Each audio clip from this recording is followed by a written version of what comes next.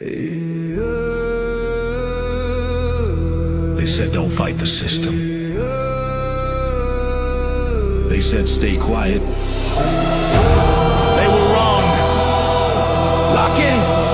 We are exposing what so many have failed to. We are gonna show you what bar attorneys have hidden from all of us. Hundreds of thousands of children and twice that of parents have been lied to and walked down the road of termination. It's the death penalty. We're all of the protesters, the ones who fight for the rights of prisoners, dogs, illegal immigrants. Why aren't you coming to the aid of our children and families? Right here in America, every day a child per minute is kidnapped. And no one cares. We fight alone until today. CPS punishers mount up. Here comes the CPS Punisher. Anonymous tip, another lie from one of them. No warrant, no proof, just a badge and a grin. Stealing kids like trophies, thinking they'll win. Mama crying on the porch, daddy in the cage. System wrote the script, but the CPS Punisher just flipped the page. The educator they banned, I see every violation, every forged line, every ex-part hearing, every stolen time. One tap of the app and the truth ignites. Welcome to the CPS Punisher, now we can fight. CPS and the courts have lied to us all.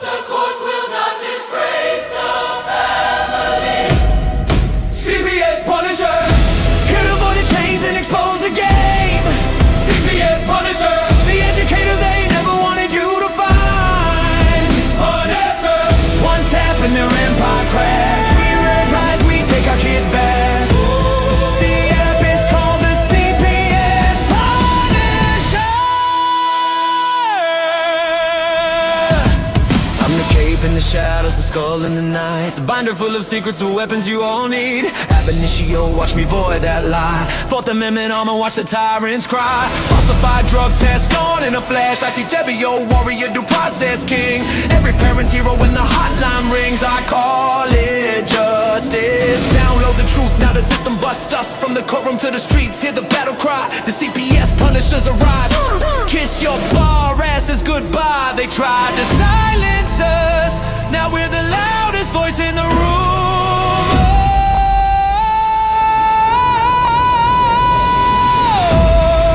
CPS Punisher. Here to avoid the chains and expose the game. CPS Punisher. The educator they never wanted you to find. Punisher. The children never leave again. Punisher. Families rise, we never look back.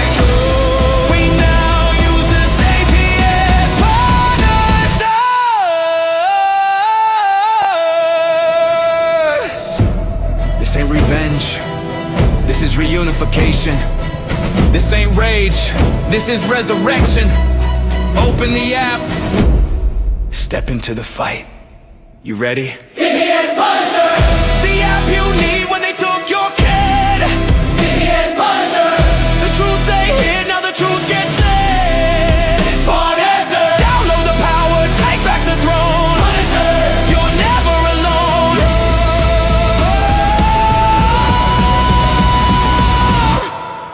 CPS Punisher. The educator they never wanted you to find.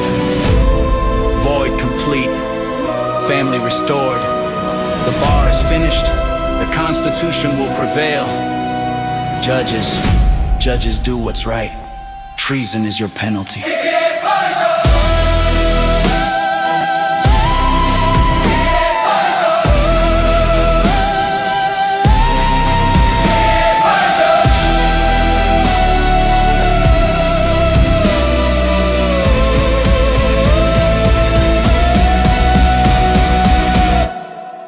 Here comes the CPS Punisher.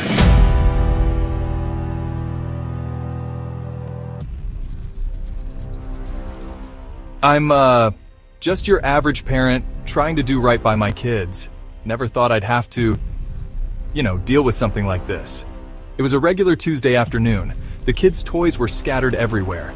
Then there was a knock at the door. My heart sank when I saw who it was. Hello, I'm from Child Protective Services. We've received a report and need to inspect your home. I didn't know what to do. They wanted to come in, look around, talk to my kids. My hands were shaking. I felt like I was doing something wrong even though I knew I wasn't.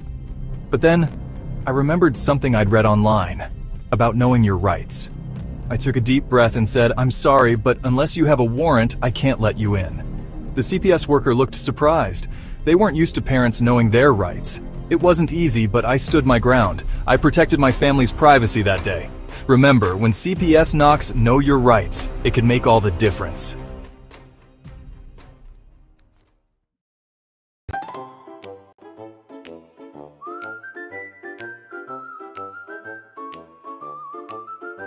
When the courts aren't blue saying fair, you have pulled out your last hair. The law isn't on your side. These corrupt judges take you for a ride. The courts don't want to even oppose. That's how we know it's corrupt. My disability has a name. We're all equal and the same. All alone in the courtroom floor, waiting for your hero to bust right through the door. It's hammering Hank every time. He's the one toeing the line. Hammering Hank, he fights for the weak. Hammering Hank, there for you if you can't speak. Hammering Hank is the eyes you don't have. Hammering Hank, making sure you're not last.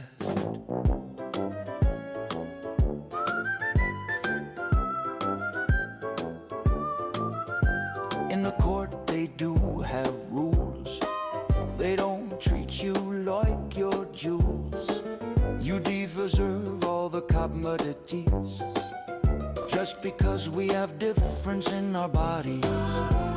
The law is made for us all. They don't protect us that have files on. He's the answer man you need to be calling. He puts it to an even field. Hammering Hank, he fights for the weak. Hammering Hank, there for you if you can't speak. Hammering Hank is the eyes you don't have. Hammering Hank, making sure you're not last. When you're a bit different, to phone you free. The playing field is equal, what do you bet? That judge has to toe that line. The eye to make sure every time. Hammering Hank, he fights for the weak. Hammering Hank, there for you if you can't speak. Hammering Hank is the eyes you don't have. Hammering Hank, making sure you're not last. Hammering Hank. Hammering Hank. Hammering Hank.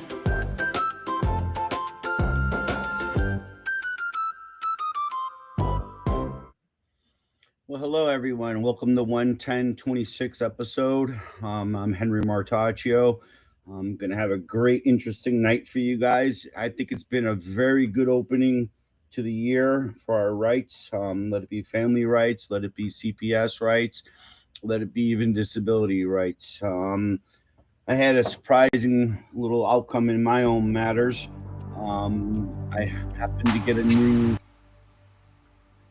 new judge appointed to the problems I'm having in Connecticut. But the funny part is, they guarantee me, don't you worry, we're going to take care of all your concerns.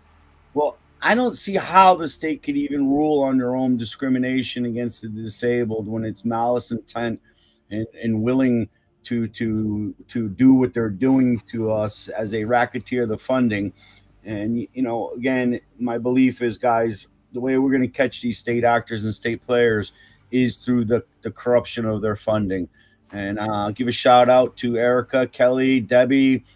Thanks, guys. Karma, thanks again for tuning in. But I really want to get into everything because her time is valuable tonight. She's given up time to give us an update on where she's at and how we can help her. But I wouldn't mind if we could bring in Kathleen Arthur or Kathlee.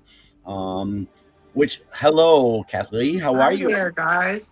I'm very honored to be here. Thank you for inviting me. No, it is our privilege because we want to get to the bottom of a lot of things, and I know your time is valuable.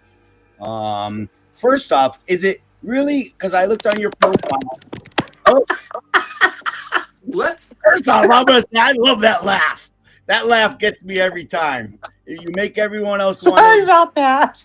You make everybody Okay, else so I'm not a laugh. tech. All right, we're just gonna get that out front. So I believe it was on. I believe it was on your LinkedIn. I believe it was maybe LinkedIn, but I saw parentheses Kathleen. So is it Kathleen or is it Kathleen? What happened was, gosh, it's been whenever Facebook started, I don't even remember. My daughter was with me and she told me I should get on it. And so I said, well, get me on it. And so she made it my account and she spelled my name wrong. And I've kept it ever since because there's like thousands and thousands of Kathleen Arthurs, but there's only one Kathleen Arthur. Plus, that way I know if I know that person from Facebook or not. Okay, so I'm not wrong to say because I got it in your mind. I got a mind problem I know where it's hard to get faces it I off. recognize all the time, but names, the more complicated they get, the harder it is for me to remember. Yeah. And but anyways, but yeah, so just for the crew to let them know a little bit about you and where you stand in life and what you've been up to this week. Because Sure. you do look beautiful in that hat you got on today. Oh, thank you, thank you. This is just a tip, gals. If you don't have time to curl your hair, a hat always works, always. Anyway, I have been busy, really busy, and I was actually on vacation to Disneyland with my family, and I had to leave for a few days and run on over to DC and hop on a few meetings. Things are really happening on a couple of different fronts. The family movement to get justice from the badly written federal laws, the federal 4E law and the federal 4D law, that's child support and foster care, are the work issues that I'm working at or on. And I'm really only an expert with lived experience on the foster care side of it. So I always welcome help with the Title 4D issues, which is the child support issues. We have a lot of work to do. But luckily, because I'm a Title 4E policy advisor, I'm very well versed in the policies and how to rewrite the specific parts of the laws in order to make the problems get better, if Now, not go away. when you say And that, problems, we're talking about the legal kidnapping of children oh yeah, unnecessary for profits, right? I lost you. You there? Uh-oh. Your camera went out. the There you are. ASFA, which is the American Safe Family Act, that has to go. Okay, you want to It's restart? just Blacked an out for a awful second. lump You- of way to distribute federal dollars, which is basically it's just a lump of funds that they give the social workers a bonus, literally, for successful removal and adoption of a child. And then it funds people for the rest of their lives to raise these children who were oftentimes taken unlawfully without due process, period. And there was no ifs, ands, or buts about that. But the problem is that it's as much as it is a state issue as it is a federal issue, because feds are supplying the money and the states are gleefully taking the money. But the problem is the feds can't make the states do things, and the states don't have to obey what the feds say at this point. And the reason that is all prior federal legislation that they've done almost in everything, they do not add any accountability or consequences to. So I'm going to give you guys an example of my work, what I'm doing right now. I'm doing two things. One is I've got the Stone Soup for Justice, and that's just like boiling in the background. And what that came out of was um, And I Stone's have been asked for by, Justice is on Facebook, correct? yeah, yes, and we're doing a web page and we're going to be doing a big launch on it here pretty soon, but it's still brewing right now. And the reason is because people have been like, I've got a lot of connections in DC, and I'm a researcher, and I'm a really geeky data gal. And so I've developed a method to take a bill and to convert it into Congress language, basically, knowing that Congress has, number one, the power of the purse, and number two, the power to legislate. I go backwards. I look exactly at the Title 4E law. I look exactly where this law is that says for them to distribute the funds this way. I look for the other part where they're supposed to do it that way. Then what I do with the bills is I just basically break them apart and look for Title IV issues that are within the body of the bill. And then I separate them into what the specific complaint is, what the specific solution is, and what part of the bill either needs to be stopped, amended, or other. And so, what I'm really doing with that is I'm just gathering a large amount of information. And then, when I go to present it to Grassley's office, who asked me to do that, he's referring people to come to me to help them to do that, to throw it all in the stone soup when we're all done. Then we're going to give, what we'll do is we'll have the original author's bill signed in whatever format they want.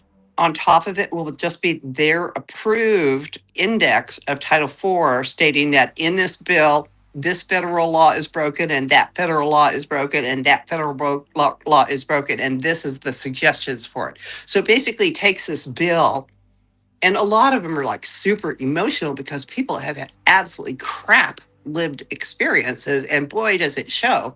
But when you're trying to logically go through and figure out what exactly part of the federal government this is responsible to, it's hard sometimes for the legislators basically to get past the emotion of the bill into what the problem matches with the solution is. And generally, they have been saying in the federal government that, well, I have an easy solution here. It's the state's fault, which, we finally broken that barrier. It is not the state's fault. As a matter of fact, the states are not allowed to write Title IV issues, laws, ways of making children a bonus for child support issues and for foster care issues. They've criminalized it. The federal government has unknowingly by the way that they set it up as a bonus system, and the states are fine with it because, for example, every state in the union now has a budget that depends upon a certain level of divorce. If divorces go down, the money drops for the state income. It's a sick bonus system in so many ways. But let me tell you some hot off the press news. This is really, really, really, really big. It's a little tiny part of Title IV, but I have a saying that I like to say, which is, how do you kill a monster? Sometimes one bite at a time. And so this is a huge, big bite that I've been working on for a few years with a few other people that we have not come up with a problem for 2 years. We knew this was a huge issue, but we couldn't figure out what was causing it. And what it is I don't know if you can see this, but we have discovered what the source is of sex trafficking of Americans' children, the largest source, I should clarify. And let me back up a little bit. There has been an audit in Connecticut state that essentially says My good the state. state that is that it, and the title is something to the effect of states are not always. No, that was a federal report. I'll start with that. There's a federal HHS report that says states are not always reporting foster children when they go missing. And then there was just before that, there was a Connecticut report that went into great detail. What those reports found was that this is a fact. Children enter foster care, and then they vanish. No one knows where they are. Nobody is reporting them missing. Life goes on its merry way. And with the U.S. Marshal reports, we know that these children end up in sex trafficking and other trafficking situations. Those are undisputable facts that we have from the HHS and the government. As a matter of fact, John JFK Jr. was in the executive office when he told President Trump, and this was filmed, you can look it up. He told the president that our HHS is now the primary vector or supplier for sex I trafficking. remember that. I think the beginning of December, wasn't it? Yes. And so what we've been doing since then is trying to figure out where the hell the leak is happening. We know it's happening. We just don't know where it's happening. We don't know what the mechanism is. How can these children just go missing? I mean, it takes a village for a child to disappear. It takes the teacher to not report. It takes the doctor not Truancy reporting. officers, It takes social the foster workers, parents not right. reporting. guidance counselors. It takes a village to send a child to be a ghost and end up vanishing and being in foster care. It takes a village to cooperate for that to happen. And in my mind, I could not find a fathom of how on earth that could be happening on a national basis. But I found it. I listened to a very boring 3.5 hour long videotape that was a response to the Connecticut audit, and everybody can look it up online. In the last half hour, What's the website? What how do people it's find the that document? Connecticut State Audit Hearing to address the Connecticut audit. And I don't have my That was stuff a with hearing me. that was done at our legislative office. Was it? Yeah, just about a month or two ago. Very recently. Right, just before Christmas. So look that up. It's interesting. There's a lot of things that were weird about that hearing, but the bottom line is, at the very, very end, the head of HHS, who has now quit being the head after 20 some odd years after this report came out, confessed that they were not reporting the children as missing, and it wasn't their fault because those children were just AWOL. AWOL. And I thought, Child become AWOL.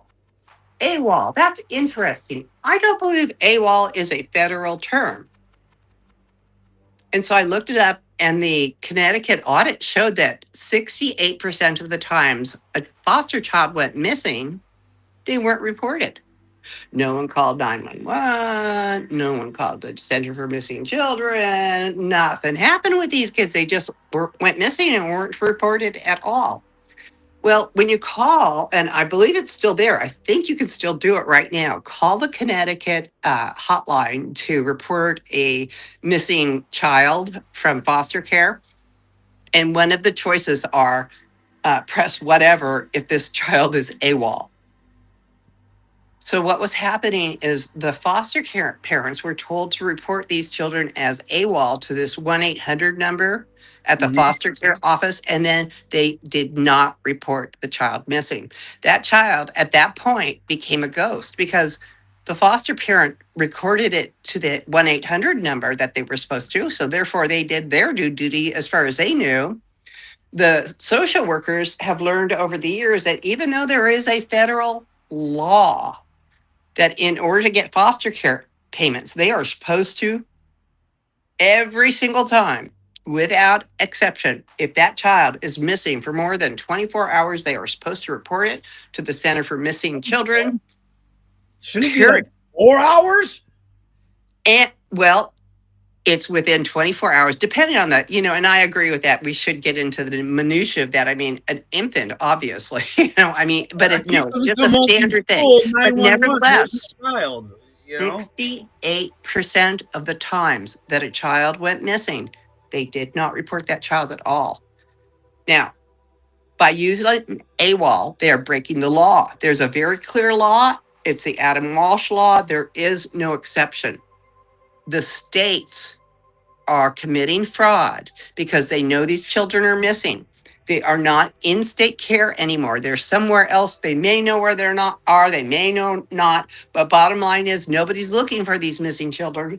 They are not getting any services. And here's the fraud part.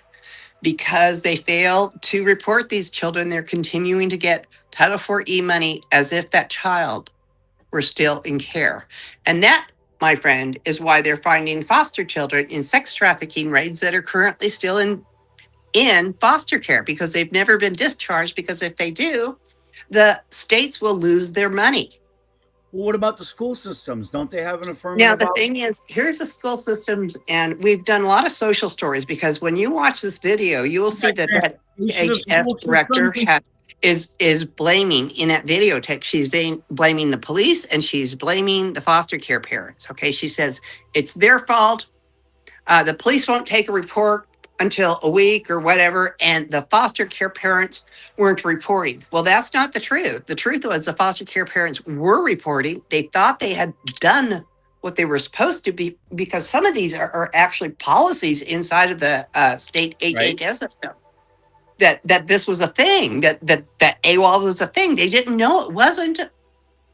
The state was many parents, foster parents, actually would get punished if they reported a missing child. 911. They're not allowed to. They must go through the social services. That's the rule. That's one of the things that needs to be changed. Any caregiver of any child should immediately be allowed to call 911 or the Center for Missing Children if the child is missing. Hello? Common sense. That would be So what we found out was AWOL is actually a terminology that is supplying the world's greatest sex trafficking supply pipeline in the world. Period. Bar none. Repeat that. AWOL is supplying. AWOL is supplying sex trafficking. That's period. It is. And AWOL is now the largest supplier of sex trafficking in the world, because America has the largest supply. Because these children are going into foster care, then they vanish for whatever reason. Often it's because they're being abused at the foster care home, or they put them in a hotel or something. So anyway, the kids leave. They call them AWOL. They continue to take the money from the federal government for these children, but they're providing no services because they do not know where they are. Now, these kids are missing, and they know that they can't go get a job at Taco Bell. So what, as a nice little 15-year-old on the run, are your options? Where are they going to go? What are they going to do to make money is my question. There's only one or two things that they can do to fly under the radar to make money, and neither of them are good options. These social workers, by not reporting these children, are forcing them into prostitution. These social workers who are not reporting these children are the pipeline to America's sex trafficking. I'm sick and tired of hearing about Epstein and the list. There's supply and there's demand. Epstein is demand. I am worried about the supply that is alive and well and is our foster children. Now, in 2016, their claim was Asian was right, and it was never. The reason why for that, supposedly we rebuilt the whole system to address minor prostitution and sex trafficking in Connecticut. So again, that was a diversion to call the sex trafficking problem. Even I just recently attended the CPAC in DC, where Kristi Noem was, and I got to personally tell her the statistics of we should not be focusing our American money on finding these foreign kids. The primary source of sex trafficking children in America is HHS. And I told her that on live TV. And I don't know if you've noticed, but there's lots of raids lately. I don't know if you've noticed, but there's a lot of kids being rescued, and nobody's getting arrested, though. Nope. Nobody. Nope. Where are those perpetrators? They're still hiding them. Anyway, it's crazy. The solution, this is, so let me just kind of go over this here with you. This says, stop the child sex trafficking supply pipeline, which is what HHS is doing by AWOL. And states are using the term AWOL to avoid federal child protection law. And also what they're avoiding is their paycheck going away, because when the child is no longer in care after they report them, their paycheck stops. Right. So this is fraud. There is a child they're getting money for, and it's as if it's a ghost. it's there for paperwork, but not in any sort of services. It has lost that child that we're paying as federal tax dollars to the state has just lost all of its protection that the federal government has paid the state to protect that child. And They again, don't get when listed. we're talking about pain, we're talking about not just the care of the child, but again, transportation to school, school costs. Exactly. We're talking Yeah. about psychology We're therapy talking that are not a taking place fraud that in a has child. never been. They're making a big fuss about that. The up north daycare fraud.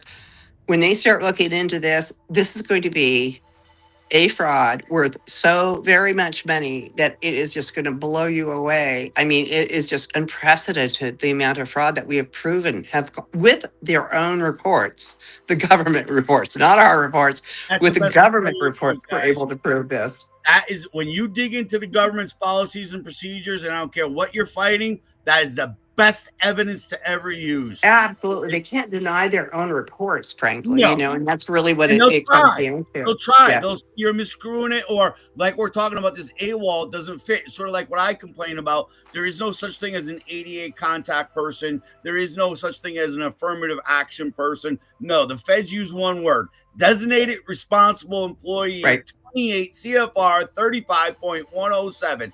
That's who I want to file my discrimination complaint with. Mhm. And again, I don't know how to break it into the Title IV funding, but I almost feel if there's discrimination, that reaffirms the ADA and tying it back to the Title IV funding, because 3/4 of these kids are going to have disabilities. They're going to have mental, physical, trauma, post-traumatic stress, you name it. It qualifies them, Do Kathleen. you realize that part of what your statement is saying is true, but it's true by design? Title Go ahead. 4B is a entitlement. And what an entitlement is that federal law at the federal level wrote it so that only certain categories of children are eligible for Title 4E payments from the federal government to the states. And the two qualifications are: one, the child must be poor; two, or the child must be disabled. And that right there exactly explains why they have a disproportionate amount of children who are both poor, and particularly they love those disabled children because they come with a check. So they have a huge, Kathleen, huge amount of bigger check. disabled children A in. bigger check, and they're easier to manipulate than a typical Absolutely. child. I don't know that I told you this or not, but my grandson I had a medical kidnapping of him because he was very severely disabled, and from a hospital in the state of Washington, they kidnapped him from us while we took him in there for severe care. So, and that's what, that was one of the things that got me going on this. And lovely, God was very blessing to us, and we got him back and all that kind of stuff. But the trauma was just so severe from having to, realize that my government is corrupt. What the fuck's going on here? This is not what I was Yep. taught in Catholic grade school. Nope. I mean, what the hell's going on here? I mean, I'm older, and I was having just a total culture shock, not to mention the fact I have been a foster mother since 1979. And I know for a fact up until about 1996-ish, the foster people were there to help. They weren't trying to grab and arrest people. And, I never saw the inside of a court until after 1996 for the foster children that I had. And I got to talk to the parents. There wasn't all these When you say terrible you never saw the constrictions. inside of it, you're talking about inside, because I know with my Nathan, every 3 years I have to go to probate. And it's Right. absolutely bullshit that I'm dealing with attorneys that don't even know his goddamn civil rights, his rights of homestead, his rights of Medicaid, his rights to engage and get appropriate program services and activities for his needs. And that's where they shut you down, where it's a meat grinder. You put in there. We didn't even get that far, my friend. I mean, we weren't even. We were so far away from that with poor old Deb. I mean, this was way, way, way, way, way back then. My son actually was the first child diagnosed in Kaiser Permanente with autism.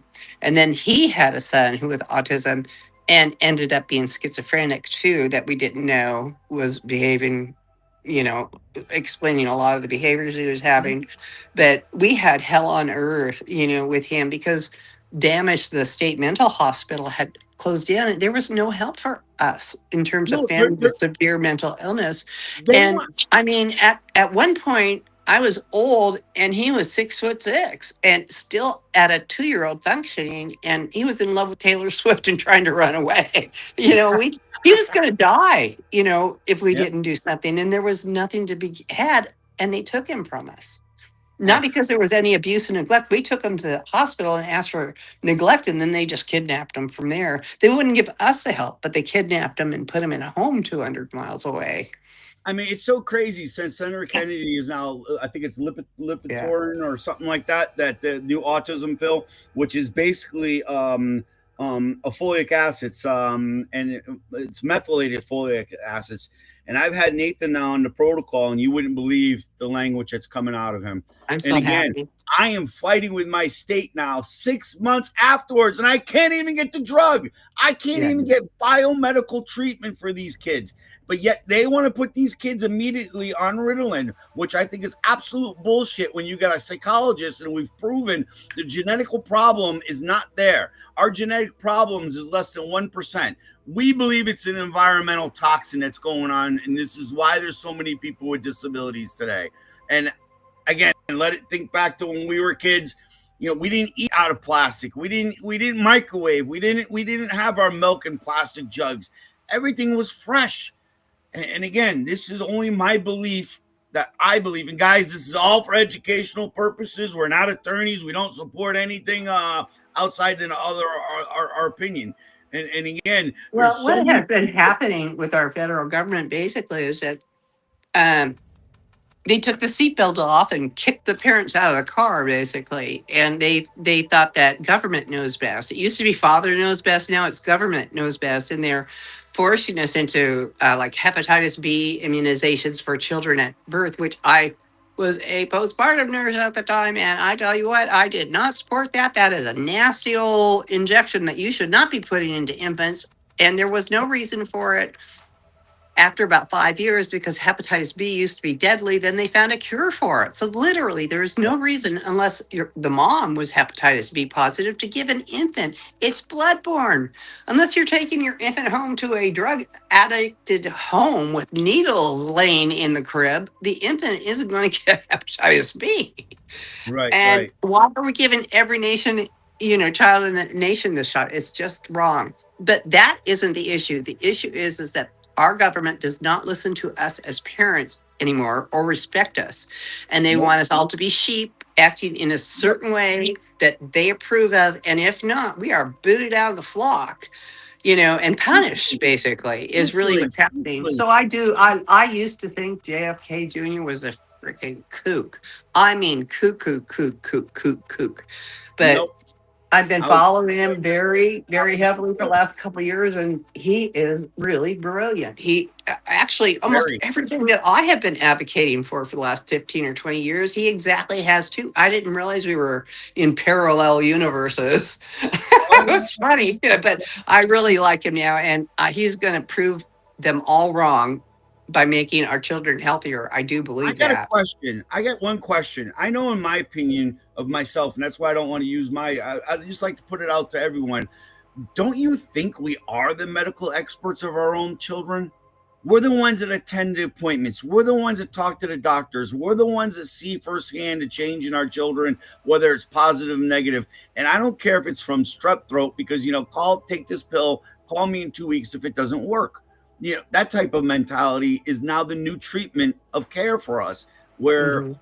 if you're not questioning your doctor, it's insane. I mean, it really is. You have to start questioning and introducing reports and studies. And the culture of the medical field is still a godlike structure. And if you question them or their infinite wisdom, they take it very personally and will call CPS and report you for. They used to report people for refusing hepatitis B infant shots. I mean, It's really bad. And really what has happened is that I think it's because it's all corporate money based.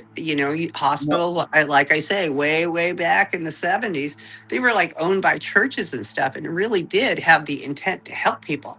Now, I am not kidding you. If you've had any CPS involvement in your lives, do not go to a hospital to have birth. Your child will very likely be taken from you at birth with zero evidence. That's just going to happen. Do a home birth with a good qualified midwife.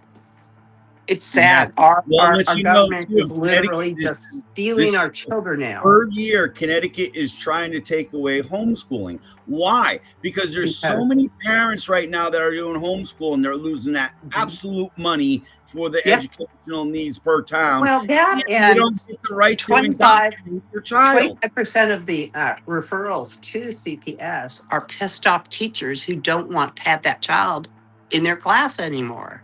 I mean, that happened to us too, where they reported Devin not because there was anything going on, but he was too hard for the classroom.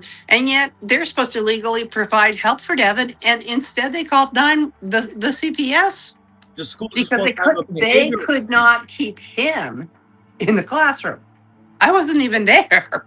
And they called CPS. Wouldn't the board certified behavior analysis person have a behavioral They plan? didn't have any of those. We didn't have any of those. And that was only maybe Don't put a 15 lot of years weight ago. into those reports either, because it's kind of a joke anyways. Cost consequence. Yeah. As a matter of fact, applied behavior analysis is on the chopping block. You know that. ABA, which they use for autistic kids, is on the chopping block right now because it's brutal. It's brutal. You're purposely trying to change the traits of the autistic person to meet society's norms of sitting there, being quiet, standing still, speaking when only spoken to. And again, it's so crazy, but but yeah. So what else happened this week in DC? What other meetings did you have with everyone? Well, I quite a few. And I'm doing kind of a twofold thing. One, I'm getting ready for a rally in March. The date is not firmly set yet. I'm still organizing it, and to get the names of who in the specific legislative offices are dealing with these issues that we're talking about. Because I am not kidding, they switch over every year, if not every 2 years.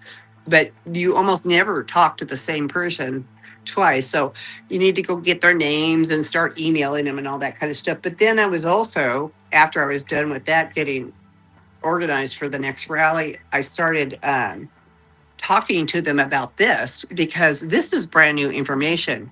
After I listened to the videotape, I looked up the other states to see if they were using AWOL too. And in one quick look, I found 20 states. That means that right now, every single day, missing children from foster care are going into an unknown situation. They are missing, they are not being reported, and therefore they're at great risk for sex trafficking and death. And the state is sitting back and continuing to take the money as if the child was there. This is an emergency, and we have to do something about this. We are one amendment from one bill from plugging the largest sourcing of sex trafficked children with one amendment of one bill. This will cost $0. All they have to do is amend to the Walsh Act in the event a foster child who is missing and not reported dies or is sex trafficked. The person who's supposed to be reporting this child will now be liable for a $500 fine and or 7 days in prison. Now, that doesn't seem like a lot of time or punishment for you not reporting a child on purpose, continuing to take the money. The child's gone for up to 2 years and ends up dead or sex trafficked. That doesn't seem like a big punishment, but they have no punishment right now. There is zero prosecutions for hundreds of thousands of children who have gone missing and ended up trafficked. There has been no punishment. There are no consequences written into the federal law right now in the event they disobey the law. So I'm not too picky about what the consequences are. All I want to do is add accountability and also to assign this bill an oversight committee. When they write laws like this and they don't assign oversight, that means literally nobody in Congress is actually in charge of that law and Well, making sure that it is obeyed. There's no follow up at all. what And so about this law has been disobeyed for decades now, ever since it was written, almost with no consequences, no punishment. And the children are now the primary source of sex trafficking in America. That's our government for you folks. Our government is now a pimp. A pimp is what about somebody. this? And hit it more it counts. Why won't it be if you don't report one child, you lose 10 children's worth of funding for 2 years? Now, see, that was the approach that I went first. Yep. And then they were like, "Oh no, we can't do that to the poor social workers." As a matter of fact, Connie Raguli, who What was orders? Wait a minute. What the Family orders? Forward, she was with the Family Forward Foundation. Yep. Connie and Raguli and I actually split ways because of this. Connie wanted to protect the social workers. She didn't think it was fair to make them go to jail for not reporting foster children when they went missing and that kind of stuff. She didn't want me to focus my energy on this. And I flat out told her, Connie, if you are more in favor of protecting the social workers than you are the children, I'm out of here. Yeah, you're in the wrong Our business. priorities are different. And so I've gone full steam ahead in terms of doing everything that I can to make sure that the important people know what's going on. And we discussed this just before the show, but the new strategy that I am using, that I'm going to start applying, is auditors. Because we have tried the senators and we haven't gotten anywhere. We have tried the state and we're getting very little results from that. We have tried, so many different ways to get movement on these issues, and we're still not going very far or fast. However, we have not used one category as superhero yet that I really didn't even realize was a possibility of change until the Connecticut audits. I did not realize that state level auditors, and I am not talking about the people inside of HHS Child Services. I'm talking about the independent, not affiliated with HHS state auditors I and I know this, but they are independent. And the state auditors are able to audit the state and find out all kinds of awful stuff like the use of AWOL and the missing children. Now, I believe that's Kenny Miller, which was a Senator Kenny Miller, and he's head of our Connecticut Doge, and I think he's the one. No, it's not Kenny Miller. He's not the auditor. No, it's a state auditor. If you just look up Connecticut audit, we have in response to the report, the audit that they pulled. Okay. And I'll give you a link if you can't find it. But just look up, actually, just Google Connecticut audit report states not reporting missing foster children, and it should come right up. Okay. All right. We'll take a look at that and we'll get it up on the wall. But that we do have some stuff on our wall. Auditor was on the videotape, and the HHS and social workers were attacking him and pissed off because he did an audit of them. No one has ever audited them before. No one has ever audited any state before because the federal government can't do it and the state won't do it, but the state auditor can do it. And so I had a friend who was like at an impasse, and she asked me, "What do you think I should do next?" And I said, "I don't know. I really don't. You've tried everything." And I go, "You know what? Why don't you try recreating what the Connecticut auditor did? Get a hold of him." He was very abused by the HHS in that meeting in terms of him. How dare they audit him? I mean, they weren't really pissed off about the results that 68% of the children who went missing were never reported missing, and they were still taking the money. Nobody was mad about that. They were mad that they were looked at, and they were really trying to figure out how to legislate to where they could never get audited again too in that meeting. It was just really, really bad. So our new strategy is auditors, state auditors. I'm going to get a hold of I'm going to start with the ones that we know are using the AWOL term within their terminology. It's publishable, and we can I'll let them know this is happening right away, and get them to do the state audit that Connecticut did. Then we'll have the data that we need to close them down. Okay, now do you, again, this is coming back to the hatred of this one man. I think there's a good old boy network and everybody keeps within those secrets. And the way I'm hearing it from you is one gentleman came in and broke apart that chain. And that's Right. what they're more So mad as about. far as the That's good what old boy I'm club saying. goes, I HHS believe- is a good old boy club, but the state auditor is independent, and I did not realize that. And not only are they independent, but they are proudly independent. They are proud of what they did, even though they were abused and bashed by Congress people and Senate people and HHS people. They're proud of what they did. They are proud that they're helping these missing Mhm. children not disappear into sex trafficking anymore. These guys are geeky superheroes, and I'm certain we're going to be able to mobilize them. There's only 50 states that we have to hit and get them to do an audit through these guys who have the ability to do this, but nobody's ever asked them to. How Connecticut got audited is because I went into Chris Murphy's office 3 years ago, and I got a really great aide. She was brand new. She wasn't seasoned or jaded or anything. And she got what I was talking about. And they asked the state auditor to look into it. And that is what started this whole audit for Connecticut, which started the audit for the nation, which has exposed the use of AWOL.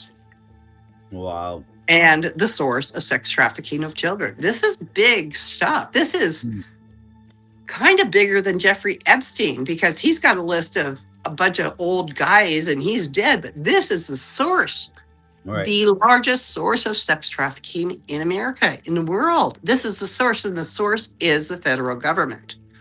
Wow. And I still say, because I believe that the state puts pressure on state players, which are the lower peon people, to do XYZ, like, make sure you don't reunify the family so we can get the funding. Make sure you keep the parents suppressed so we can get the funding. Make sure you claim disabilities on the children so we can get the funding. And now it's about non-reporting because we'll lose it all. Where again, they can say, well, that's the state player that did it and not us. We shouldn't lose it. I'm telling you, I think you got to hit them where it hurts the most. 10 years or 2 years of funding gets removed automatic. They already have that as a mechanism of punishment. Well, and it's called, now let me finish though. It's called clawback. And normally what happens is after a child dies, they get a report and they say, hey, this child died 5 years ago and we've been paying foster care for 4 years. We want you to give us that money back. And then they do. But this is very rare that they find this, and they are still doing clawbacks on children who are still missing and haven't been reported. Now, the punishment of holding Title IV money does no personal harm to any state worker anywhere. What we want to do is to amend the law to target that social worker who was in charge of that child, who failed to report that child to 911, the Center for Missing Children, and the federal government for payments. We need to make that person civilly and criminally liable. And that is a way actually that, like all of the RICOs and stuff like that work, you cannot charge a government with a crime because a government isn't a person. So what we're doing is we're switching over the federal laws to where if the state actors or whoever the actor is that is breaking the federal law, that person will now be civilly and criminally liable for that action. If you end up not reporting a child who's missing and they end up being sex trafficked and or killed, you will now be punished for that. Do you know how fast the reporting is going to begin? I hope, because I find it didn't happen that way with the ADA. All right. Well, let me tell you, this is hope for you. If you look up the 2024 National Center for Missing Children report, not the 2023, not the 2022, nothing beforehand, but only the 2024 report, you will find that the first time ever they have reported that In 2024, the National Center for Missing and Exploited Children assisted with 29,568 missing children cases nationally. So in our entire nation, they assisted with 29,568 children that year. Among these, from the 29,000 children, 23,160, 78% of them were foster children. Oh, Now, I'm going to repeat that. Remembering that foster children are only 0.5% of the nation's children. 0.5. This is look it up online, the 2024 National Center for Missing and Exploited Children had a 78% of the children that were reported to them were foster children. Now, that's a very highly disproportional figure. And when you look at it mathematically, it's impossible for that to have happened, except for there has not been an explosion of missing foster children. There has been an explosion of social services workers, the social workers reporting the children when they're missing. That's where the explosion has happened in 2024. So I have proof positive that my going to Senator Murphy's office, him going to the auditor's doing an audit and then telling HHS about it, I have proof positive that it worked and they started reporting. The problem is that they're still using the term AWOL in all of the nations for those really tough kids. I mean, they've really improved their reporting, but we still have children who are totally going through the cracks. And this needs to be stopped and they need to be punished at a personal level in order to stop the behavior. And it has worked. Even the rumor, just the rumor that they will be held civilly and criminally accountable has changed their behavior across the nation in 2024. And I'm thrilled to death about that. But we've still got to keep going because these kids are still slipping through the cracks. And I want some accountability so this never happens again. Right.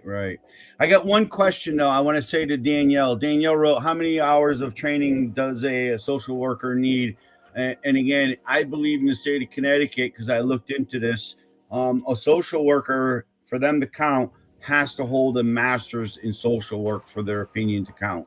That was in Connecticut. Whether they've updated the laws, I know they were trying to do it in 2020, just before COVID hit. But that's pretty much the outcome. You really need to look at it. And again, my feeling is without a master's in social work, a 2-year degree is bullshit to making a call on a child's needs. That's my opinion. But yeah, I don't know if you're seeing the people texting the messages in our little chat box. Do you see all that? No. Yeah. So again, people are my feelings about the social workers are in terms of what my realm of experience is, which is social workers for foster care. They're a job description that has too many conflicting masters. They're daycare workers. They pick the kids up and keep them in the offices with them overnight. They are lawyers. They are judges. They are executioners. They are, they have so many roles and they're not doing a good job of it. So I would actually like to see the entire foster care model dissolved. And I'm working at an executive level with some people on some stuff, but I'm hoping to get a meeting with Alex to talk about restructuring and actually just completely demolishing the entire foster care system the way that it is. It's too corrupt to go backwards and change and get a whole new system in. And same with Title 4D child support. The child support system will be much easier to dismantle than the foster care system, but both can be done. And we will be able to take good care of our children and they will be placed well with loving families. And we're going to put it back down to the level of parent decision making unless there's criminal activity involved. The government should not be involved at the level that they are with our children and our family decisions. It has screwed us up in a generational manner. And the fixes are actually very, very, very easy. But when you say burn it down, meaning I do believe there might be one or two good social workers because their bosses are telling them to meet quotas, sort of like the cop has to give out so many traffic tickets every month. What about the fact that, again, if these people are not reunifying families Right. with their children, and it They only don't takes get 5 paid. cases They within do 10 not get years, paid.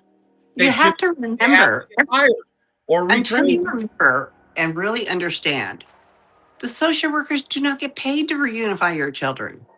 Their No, system of finances through the federal government is only to take them away and adopt them out. It's all a bonus system. right. There is no consequences for them to not No, the consequence reunify. is they don't get the money. The truth is that if they make it longer and harder and the worst it could possibly be explained for this children and this family, that is the top dollar amount that they will rake in. And so their behaviors every time predictably match the exact federal funding dollars that they're trying to obtain. Every single problem. You can go backwards, look at the other end of the telescope, look at the money first, and then go backwards, and you will find it every time. We are Now never I know going to I solve know these for problems until IDP we kids. solve the federal funding issues, period. When we have a bonus-based system, they're going to continue to take children and, encourage divorce because they get money for it. So I know the IDD kids, because again, that's my specialty in Connecticut. I think it's up to $300,000 that the state can get overall, then apply for another waiver. But again, we've heard in testimonies up at the Capitol that a lot of providers are saying, well, we're only giving half and switching that money over to people who don't have it. So is there any Mm. way that we can ensure that the services being provided and designed for that child, that any dollars should automatically carry over to the following year for use in case of a problem occurs? Do you know what I'm saying? Sort of like you build Yeah. So a what I bank. would encourage you to do is to figure out where that dollar you are talking about comes from. It's not Title 4D and it's not Title 4E. Okay. It's in a different part of Social Security funding, and I do not know which title that particular funding is. So, what I always encourage people to do is go backwards, find the funding that's causing the problem, then go backwards with it, and you can figure out how to solve it. But because I do not know where the funding is coming, what the requirements are for the funding, is it a grant? Is it an entitlement? Is it, open ended funding? Because I do not know what's causing that problem, I cannot answer your I'm giving you question. the riddle, as in I know the Department of Developmental Services returned $50 million, but yet there's so many parents in need of help, so Right. many people And I not know, and in you know community. that, and I know that, but So what I'm is saying the to actual you, law in terms of surplus funding that we would want to take to which legislator, is that state or is that federal, to reverse that law? That particular problem you're just talking about would take 15 minutes to solve. If you and it knew can't go back to the general fund. This is where what I'm the law saying to you. was, what it was, what the money was coming from it, and you were able to present that with an amendment of the language to where instead of going back to this pool, it would roll over into the next year for X amount of funds. I mean, that particular kind of problem is super, super, super easily fixed, but you have to do the research because I'm going to tell you right now, the legislators have no idea where the No, money's coming from. They have no no. ability to have any authority over power the purse at this time. It's just the way that they've dissolved into, they fight, about social issues, but they don't have any idea what the power of the purse is, let alone how to control it. They really do not. Well, what I think the game plan is, and again, I'm applying this to DCF too, because I'm taking the role model that I think the Department of Developmental Services wrote the rule book for these guys, because for the longest time, they've been racketeering the disabled, truly disabled, institutionalized people for the longest time for maximum profits of care, and obviously not giving them even the closest appropriate care. But the Mhm. point is that they take the money and they only spend the federal aspect of it and try to return as much money of the state's money Oh, yeah, back to the absolutely. general fund. Sure. So is there a way your programming system can ensure that the state is matching dollar for dollar when with the federal government? I mean, No that's what I was way. There Me is too. no way in God's green earth to even come close to that. Every single state has a different data system. Every single state has different definitions of what a child is, what abuse is, what disability is. Every single state is writing into a state of absolute confusion and impossibility for legislators and researchers and parents to figure out what the hell's going on. They need to redo the whole thing. We need to get a universal data coding. The federal government should not be giving money to the states when they do not have any way to find out if it's being used or Truly spent correctly. spent. And in particular, the title 4E and D are awful. They've really never had a good accounting ever. And there are horrors going on with there is abuse and fraud at the state level that is just going to blow people's minds once we actually get the availability in this day and age to get simple data. It's getting Now, there. We're making great strides. That was my contribution to President Trump executive order. I helped make some suggestions. They only took 3 of them, but but it hey, was the three's better data. than none, you know. And Yeah, I again, know that's both the good news and the bad news, right? I want to ask some more questions here because people Okay. are popping them up. Okay. How do they get away with all the corruption when our Constitution and law of the land and those government employees take their oath of office if of the Constitution? So So the easy answer to that is 2 answers. If you're working for HHS Title 4E or D, as an employee on the front line, you have 2 choices: quit or commit. If you're comfortable with, actions that are absolutely unethical, you can stay there. If you don't, you quit. And that is really how it goes because they have such a high turnover rate. Once a social worker realizes what's going on and that they have to lie, cheat, and steal in order to take your child from good parents, sometimes they quit. So there is no continuity to that. And as far as the first part of the question goes, the states will always take federal money. And the federal government is giving those states the money with so many restraints and bonuses to take children away and payments to increase child support dollars and stuff like that. The way that the federal government is making the states act in order to get that money is what is causing the problem. And all of the state level laws that we make may be a temporary fix here and there, but the state workers will always go back to the behavior that's demanded by the federal government in order to get the most money possible, period. now, in this writing of the bill, because there's a couple of questions here too, do you think any parents' rights of termination in children's adoptions could ever be reversed due to our legislation? Our grandchild, 3 of them, were the first children in the state of Washington that were legally allowed to go out of a state of permanent termination of parental rights to live with their parents again. We had to write a state law in order for that to happen. And yes, it's going to happen. Yes, we are going to make sure that this whole derogatory court-based system for families is dissolved. People need help, usually because they are in some sort of state of poverty or because they just Disability don't have the help. or They're disability overwhelmed. or disability. And They we have are not child giving them severe that help. I disability. used to be a home health nurse. We'd go in to postpartum mothers. We would have helped them. We wouldn't take their child away. So we need a brand new system. And I want the chance to work with Alex about that. That kind of mimics a home health system of help. And we don't have judges and lawyers to take children away. That should be separate. That should be only criminal court, not family court. If somebody breaks a law, they need to go to criminal court. If there are family needs that are being unmet, they need help, and they need people who are going to do it without threatening to take their children away. That is not necessary to give people help. It is not. No. If they commit a crime, they need to be prosecuted for it. But those are 2 different, complete systems that need to be separated. push for that even in family court where you got allegations of a parent of I being believe that abuser. all family court should be I dissolved, whether oh, it's I, Title that, 4E or Title 4D. Family court just needs to be dissolved because family court absolutely allows hearsay in it. That's the difference between criminal court. right. Because family court allows hearsay, it has dissolved into where the courts literally believe that they have the right to lie and to plant evidence in Mhm. order to take your children. And there was a court case on that in California.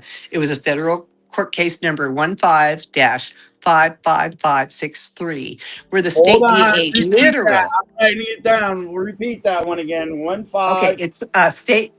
It's a federal court from California. Sean McMillan was the presiding counsel, uh, and it was the winner of the Miss California, who was the gal who was being her children taken away. But they won. It was called the Right to Lie case, and the DA from the state of California maintained that they had the right to lie, to plant evidence in order to take someone's children, and to hire state actors to act and to testify falsely. And this was in federal court, so it was videotaped. And you can look it up, federal court case, the Right to Lie number 15-55563. It's on video. It's just Okay. awful. And so family Five, court needs five, to go five, away. 3. Yeah. Family That court has allowed for hearsay, which has evolved to the right to lie. And you can't defend a lie. If it doesn't matter how many lawyers you have, if they allow lies in court, you're in a shitload of trouble. You can't defend yourself. You cannot. what about And making so a family probate? court is just trash, and it's harming American families, and we can do better. We can. What about even at the fact of probate courts as termination of parental rights and child abuse cases being an open court? Doesn't the public got the right to know who their neighbors are and whether or not their neighbor is abusing their own kids? Why would I leave my kid with them? I would think it'd be worse than a pedophile list. That if you're a child abuser, you should have it stamped on your forehead and you should be on some kind of list. And again, it's by criminal court standards, You but know, open ask, court. unfortunately, I've had too many fathers who I have worked with who have been accused very falsely of abuse of their own child just because of child support issues. So I want to not mix together those issues. I want to keep, criminal, court to criminal court and family court to family court and not mix it. If it's a criminal thing, we need to treat it criminally. If it's a family court thing, we need to give them help. Period. Take away all the criminality from all of the family assistance. It should not be there. But that's what I'm hearing. Like parents going to these courts, and when they got a bunch of judges and lawyers making decisions without them even being in the room. Right. Two is you can't get the general public to come in and just say, Right. "What did you just say they did?" Yeah. You know, and again, that's false or true. And again, let it be testifiable by witnesses of the public of their community. Because I believe, as a parent, it should be something like your godparents. When you get married, you know, if you're Catholic, you get godparents involved. And again, if you're going to go for a divorce and you can't decide on a matter, then it should be the godparents that make that determination. It should not be a total stranger to the family. It should be your town mayor, because that's how it worked a long time ago. Where again, if So, when we what my recommendation is somewhat similar to that, except for since I'm a researcher and stuff, what I would recommend is called an advance directive to families. I And like it's a voluntary form that's filled out just like an advance directive for healthcare, so that when you go into this big commitment or death, you're able to, like see if this, that, or the other thing happens. What do you want to happen in case of that? Put the godparents in charge. Put your mother-in-law in charge. Assign somebody who's a respected whoever. You get to choose what happens to your children in the event you become incarcerated, you die, you divorce, and it will be voluntary. and separately voluntary. In other words, if one parent doesn't want to fill it out, that's fine. If the other parent wants to fill it out, it's fine. But it's totally voluntary. And then if there is an exception to it, such as somebody turns into a mass murderer or something like that, there is mediation. And mediation is very effective for resolving things when we're not talking. Right now, when you're using mediation through the courts, they're getting a profit by slicing off a percentage of the money that is their profit from the federal government for taking child support, for increasing child support, for collecting child support, for that whole rolling financial thing. When you set up bonuses to do bad actions, you're going to have bad actions. And we just need to reset the whole system so that it's not bonus driven, it's action, and help, and also audit it and have some overall authority so that if it's going in the wrong direction, we have some ability to change it. Also, redistributing the money differently, like a block grant. Then, if the states are doing things poorly to people and there's a complaint process that they can go through, we can take money away from them.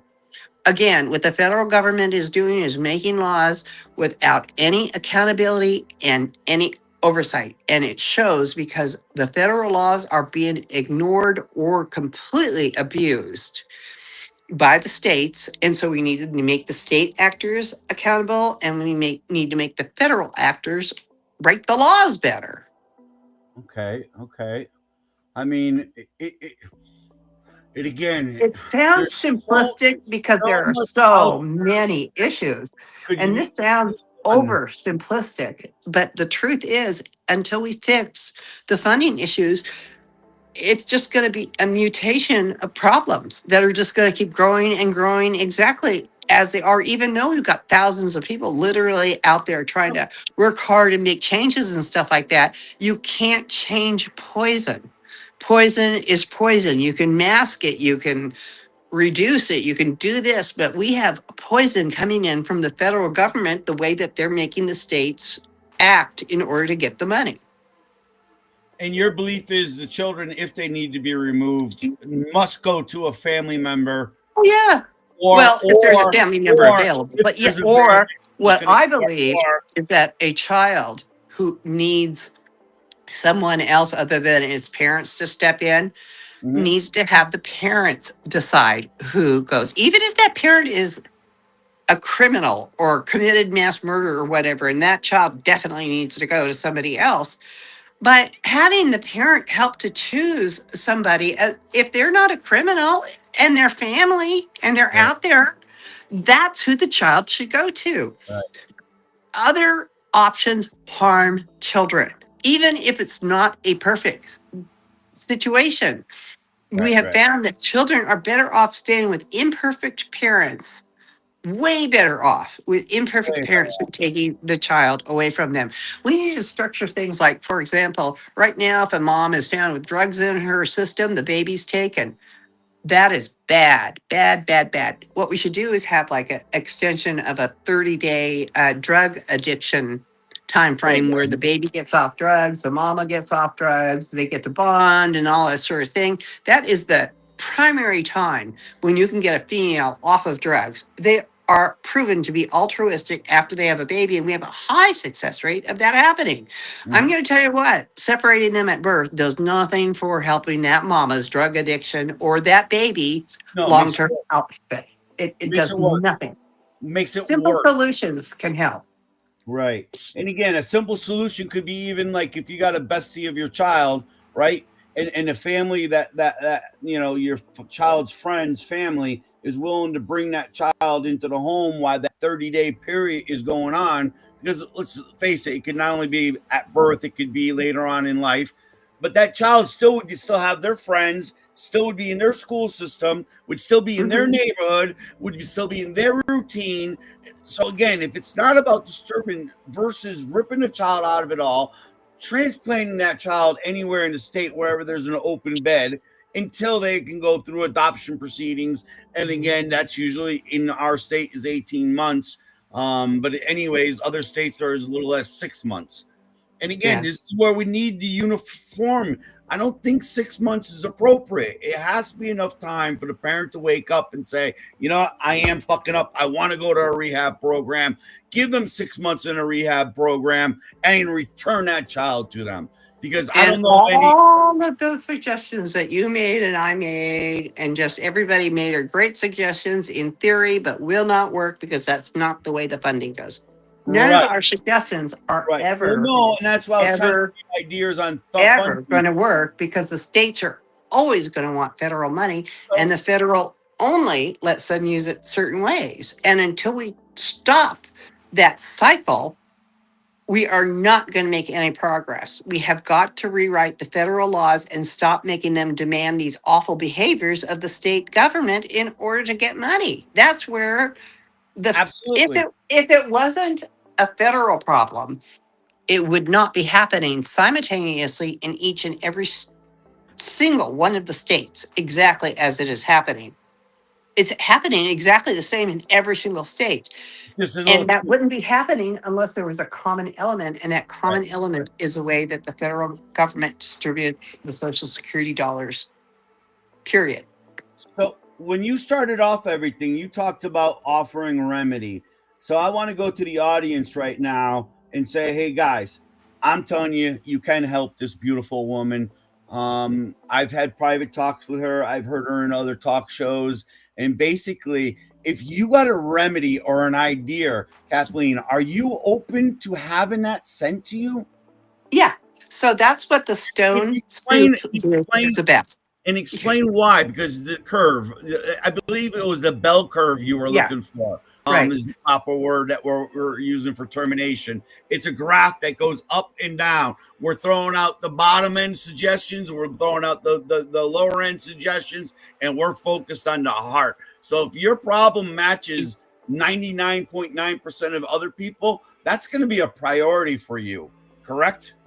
Yes and no. Right? That's the way I thought the bell As a curve worked. researcher, what I'm looking at actually is two things. One is what is the majority of problems, okay? And so when you do a bell curve, you basically go like this, up and down, okay?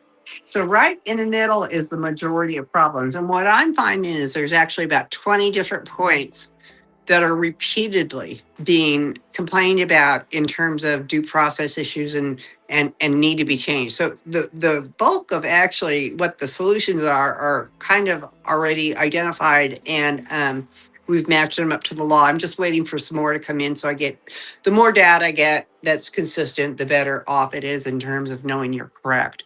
But the outsides of it, of the bell curve, that is the part that is really interesting. I am getting some problems and solutions that I would have never considered. Never, ever, ever. So Really? even the ones that are kind of out on the ends of the bell curve are fascinating to me because some of them are weird, some of them have nothing to do with nothing, but some of them are new ideas or ways that, for example, I didn't know about this whole AWOL thing causing the sex trafficking of foster children until 2 or 3 weeks ago. So that was an outlier piece of information. Nobody knew that. Nobody knows it yet. For the bulk, Majority of I have people. told quite a few people in Senate now, and they're pretty outraged. So I'm pretty sure it'll get out there pretty soon. But outliers are important too, and that's another reason why I'm doing this is to get the odd things too, and then and I think it would just we've already gotten a commitment from Grassley's and a couple other offices that they're going to try to introduce something. So if we've got a shot at this. I want to make it as good as humanly possible and include as many things as humanly possible, and that's why I am also. I'm only though I just want to do a disclaimer. I'm only doing things within Title IV E and D because that really is my only field of expertise. So what I do is I take the bills and I weed them out and only address the Title IV B and E things. I'll keep the bill in its original form with the original author and submit it, but the only things that I know about to comment are very, very specific. So I do And weed that's them out. CPS and DCF care funding, It's correct? foster care and child support. Those are the two Right. that I know Okay. about. And Okay. So foster care much more if so. I somebody always is get help with Title 4D because, again, I don't have any lived experience, and that is really important when you're making these bills that you know what was really happening.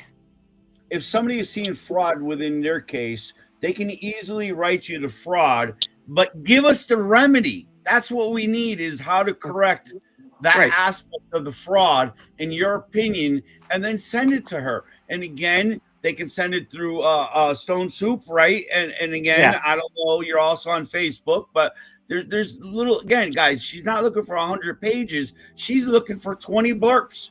20 blurps of your problems that maybe if it's put into a graph form, your problems Or will clean up. if you have a solution to it. That's what I really want, not just this is my problem. What I want is this is Remedy. my problem. And I think this might be the solution to it. That's what I'm really, really looking Right. for. I'm calling it remedy after toll and Yeah, roll. remedy is good. Basically, again, you can't just sit there and say the whole system's fucked up from head to toe, collapse it. That's it. Congress, you're going to take it away. No, you Well, got you to tell can't say that.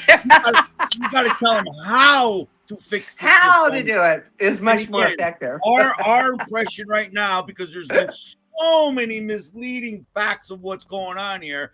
But again, Kathleen is looking for a collapse of the system. She's looking for a rebuild and only keeping the good state actors and state players that have a proven track record to reunify the family, because that was the intent. The 1938 Social Security Act, if you look at the purpose is to keep the family intact. And again, how it's gotten changed in 75 years, we know it's been since 1979 through our conversations with Kathleen, roughly. Right? That's when it all started flaring up. In 1996 is when the Clintons wrote the ASPA into the child welfare foster care issue, and that's when things started going south. And then also when the child support bill was first written, that's when it started going south, but not so bad with child support because child support at first was only an entitlement and only the poor dads had to pay child support. I can't remember when it was, but it was not that long ago. And that means like maybe 20 years ago at my age. But they lifted the entitlement to foster care or to child support, and they let the state go after anybody. And that is when the horrible shit hit the fan, because they went from just a little bit. You look at the charts, how much money the states used to bring in from child support. It was just a little bit of money. It wasn't really very much, but boy, when they opened it up to everybody, man, they just started making fist over fist of dollars from the misery of people getting divorced. Now, what Connecticut's doing too, just to let you know, they want to change the child support guidelines to go from net to gross income. Yeah, They I want don't them want to get away with it. Leave the guidelines alone. These are things best left to parents. They don't set the terms of the mortgage when what people my get feeling divorced. is Why the my hell feeling is should they set the terms of like the child gross. support? It's none of They their business. they can get gross, they can get turn around and now get an extra, let's just say $4,000 a month of house bills that were written off before. So that's Yeah, $4,000 more that they can say, oh, look, what we're doing is yeah. calculated that way. And again, it's so crazy that I've even heard in Connecticut that GAL's bill has been put under 4D funding. It's been now mandated that the state paid off the GAL, and then now the parents got to put payments to the state to pay back that GAL. Is I that believe that. possible? In Is that other words, what we want to do, we can't do it with the foster care stuff because there are legitimately some children that will need some help at some time. Child support, on the other hand, is something we can immediately just terminate the way that is currently collected, switch over to advanced directives, and then just have mediation. We need to stop all of this bullshit. We have to stop giving the state one nickel Yep. for assistance with this. It needs to be not per dollar collected, but the mediation needs to be funded not by the way that it has been, but the mediation needs to be funded by population. If there's X amount of population in the state, they get X amount of dollars for mediation, period. Period. No bonuses for collecting more money and encouraging divorces so that the state can get money. We have got to stop Mediators, this awful, awful, awful cycle. the It's mediators are from each unrealistic. side of the parents, meaning the husband side and the mother side. They can't Right. go, then you send those two people in the room and decide for them. We as the people should not be involved inside of matters that we have no insights to that family. And let it be you're an Italian family or an Irish family Yeah. or a black family or even an immigrant family. Whatever their cultural You're, beliefs you're or right. beliefs. We have no One idea what. family will want the mom to stay home for, until the kid's 18, basically. Another Right. family, the mom wants to go to work the second she's birthed that baby, she's out of there. So, in terms of like how much support the mother needs during the child raising years, is individual family matters that need to be decided by the family. Now, there's a bunch of talk about 50-50 parenting out there, Yeah. which is I like the concept, except for 50-50 parenting. If you got a chart of 100 numbers, you're only going to hit 50-50 one out of 100 times if you throw a dart at it, Right. which means that some parents want like the mom to have the child 60% of the time and the dad 40% of the time, and then they adjust that within their own. And then as far as the children goes, maybe for the first 2 or 3 years the mom's staying at home, and then they adjust it at that time. These are the things that will be in the advance directive that they can either check off or not, and it's totally voluntary, but it has to be honored by the state. They cannot drag you in and say, no, we have our own chart of money that you need to pay to each other. That's none of their freaking business, and not the way they want to raise their children. So we need to take the government out. It has no business in child support. The government does not regulate our mortgage payments that we own a house together once a divorce occurs. The government should not be regulating how we are going to be raising our children and where we are going to be prioritizing our money in order to raise these children. And again, we do absolutely need to have some sort of a method to where if a change has occurred, like somebody ends up in prison or flips and becomes, like a No, psycho.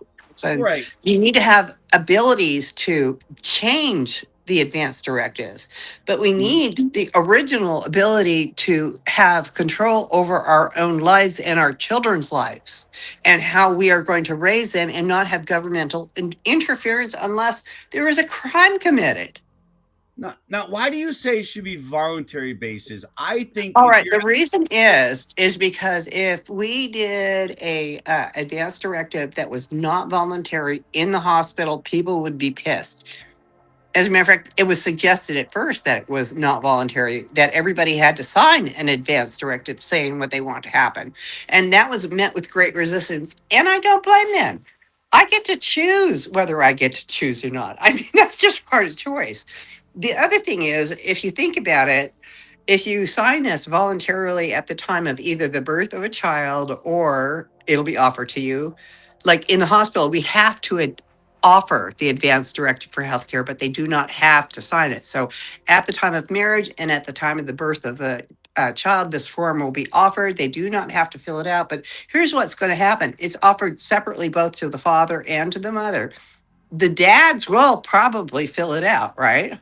Oh yeah.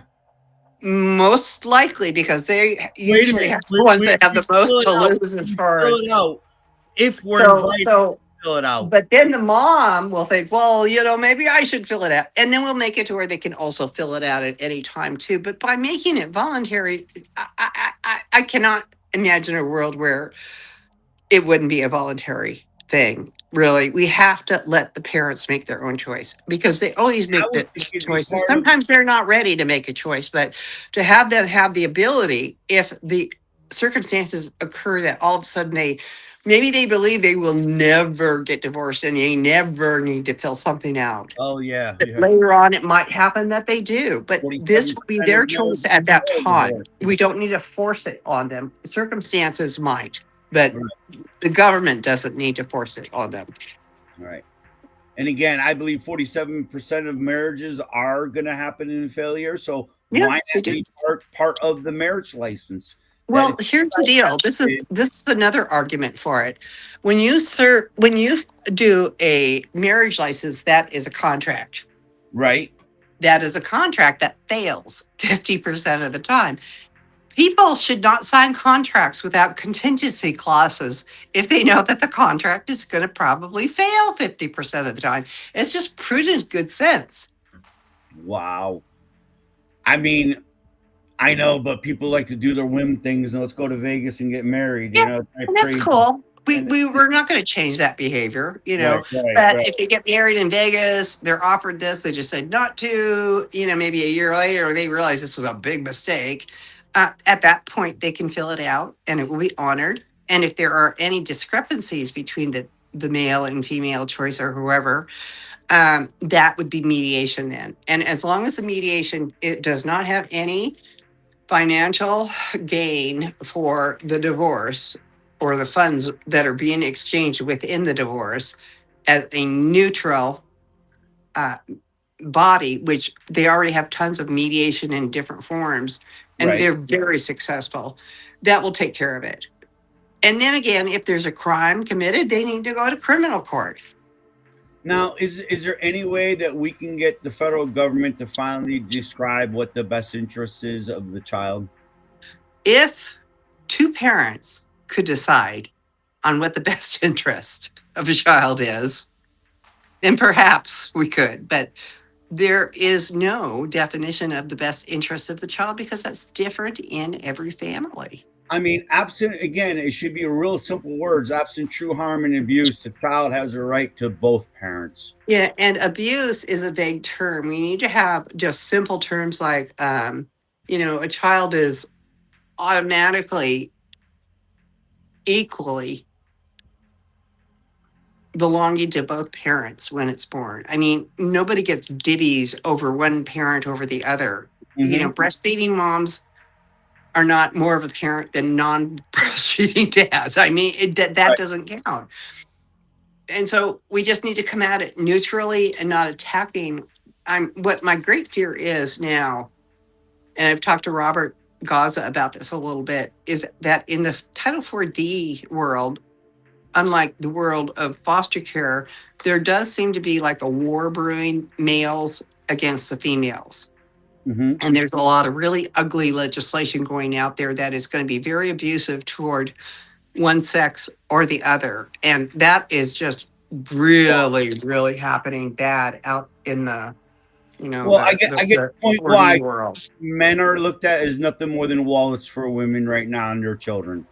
And I'm not vice versa. There's a in lot of, Georgia, I the believe. men are mad at the women and the women are mad at the men, but they're both mad at the wrong person. Right. It's because the government is interfering and making them do this, that, or the other thing that it Well, is occurring. the But AG of Georgia just came out and said that this is wrong, that a woman can actually have a child and never tell the man.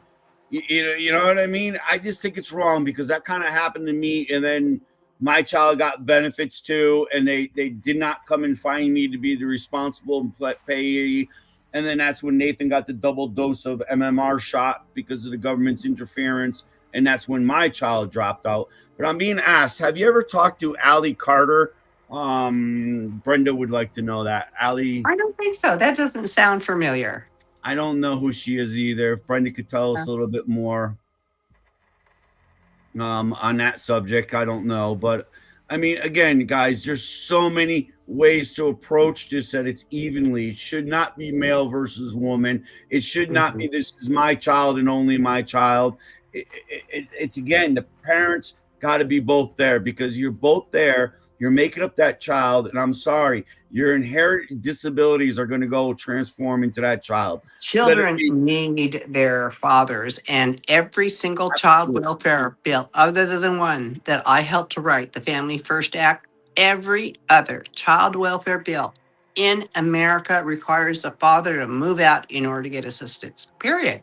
We need to stop that. It's wrong.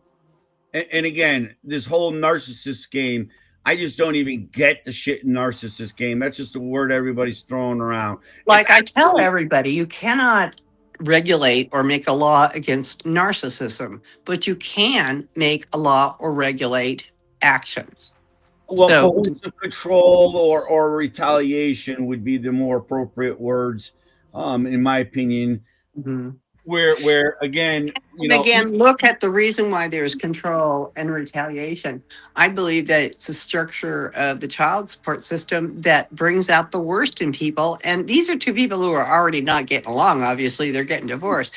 And then the child support shit with all the stupid, rules that they've got and jumps you have to go through does not improve upon their ability to get along with each other. well, I think And too. And also, you it's got lawyers. awful. The Lawyers children are the whispering. ones who are being harmed, You period, got by that. lawyers whispering in the guy's ear saying, "If you don't go after her, she's gonna fuck you." And then on the other Well, hand, you that's how got they get their lawyers money. Yeah. her. If you don't go after So him, he's gonna fuck you. we need lawyerless divorces that, people can mediate themselves, keep the government, keep anybody out of it who's going to profit from your divorce. If anybody is profiting in any way from your divorce, try to leave them out of it.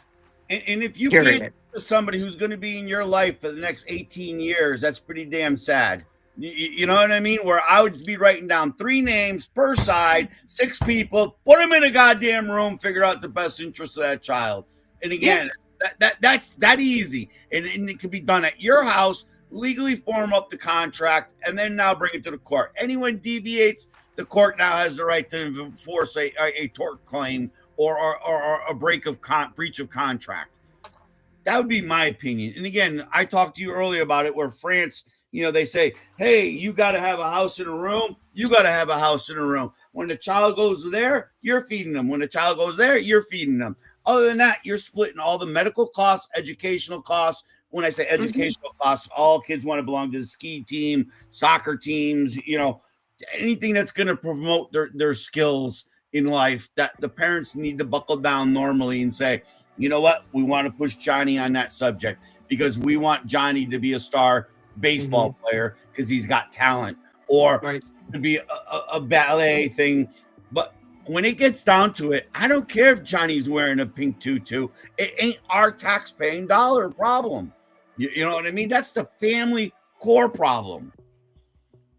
That's my. We need to just A, get the government out, and then B, get the families choices. For example, there are some dads that want to be super involved in this and that. Maybe you got a dad who doesn't want to be involved and he says, hey, you know what? I'll give you a lump sum $250,000 payment for the kid for the entire life. Done. I mean, we need to have inventive, unusual solutions.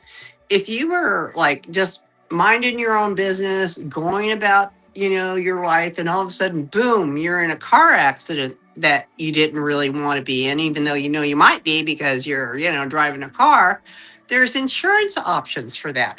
I'd like to know why we don't have insurance for unwanted pregnancies, Well, don't even get me going on that. we can be very inventive and not look at this as this is a way to get parents to basically argue more with each other and the states to make money off of it.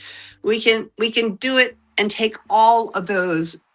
It's hard enough to get a divorce without having the government, coming in and really screwing things up. Our children are paying the price and we need them to just stop it.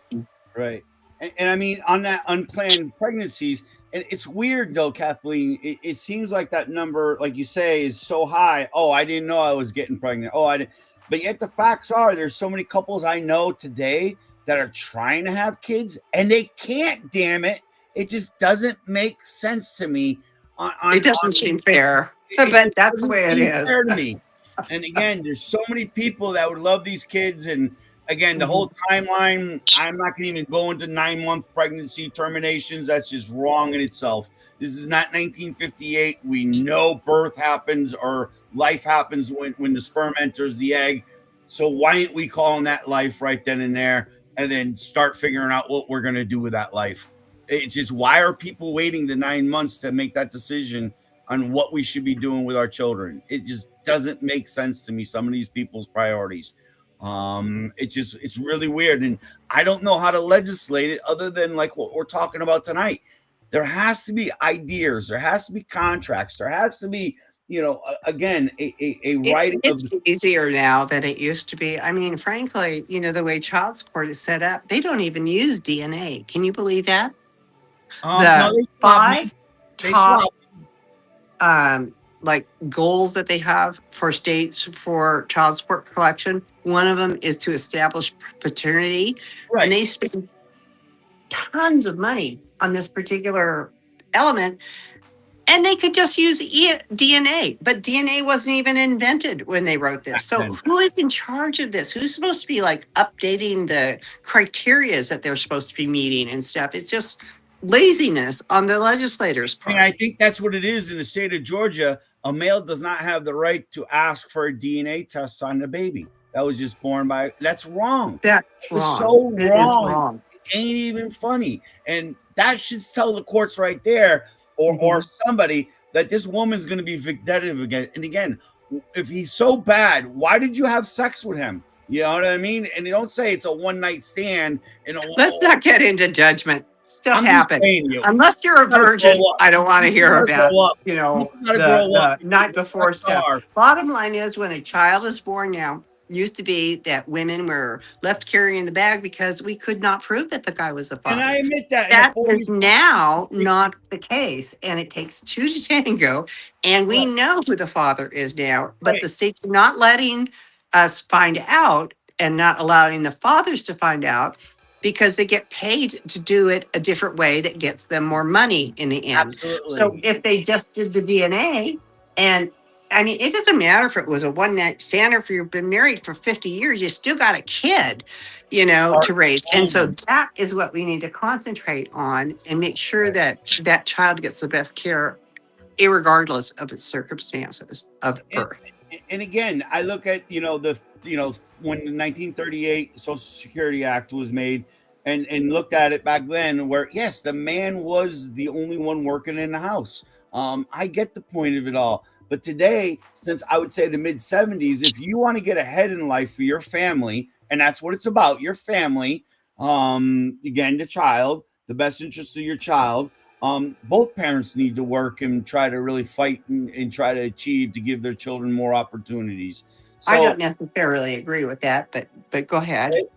I just, my theory. I mean, the Yeah. happier families that I see are the ones that have summer homes. The ones that have an extra budget in their money to spend a certain way, Mhm. versus the one that's So a struggling. lot of the folks that I know, family wise, are much simpler than that. They just want to be able to, raise their children the way that they see fit. And that does not always mean that mom works. Sometimes it does for their family, sometimes it doesn't. Right, But again, this is an individual choice. Not everybody wants a second home. Some people just right, want the mom to stay home and raise the children and homeschool and stuff, but it doesn't matter. We need to allow them to do whatever their family structure choice is and right. stop the government interference that is prejudicing a predetermined outcome that is not good. Well, where I was getting to was, now when you get a divorce, both parents now have to work 80 hours a week just to put a home and a roof over their kids' head for what little bit of time they have with their children. I mean, it's crazy on how many parents are There is no paying. denying that once you get divorces, you have to have two households. The problem is that if the dad is just supporting the mom, then he doesn't have room in his house because he can't afford an apartment to keep the kids. Right, So it needs to be whatever it is, what the parents want to have happen and what their version of correct upbringing of the children. right, And it's going to be 1,000 different people, 1,000 different ways. We just need to allow for those choices. If they're not harmful to the child in terms of criminal whatever, we need to let the parents decide, because there are not only are there going to be 1,000 different options, but there's going to be 1,000 different times along the path of life that they'll probably change.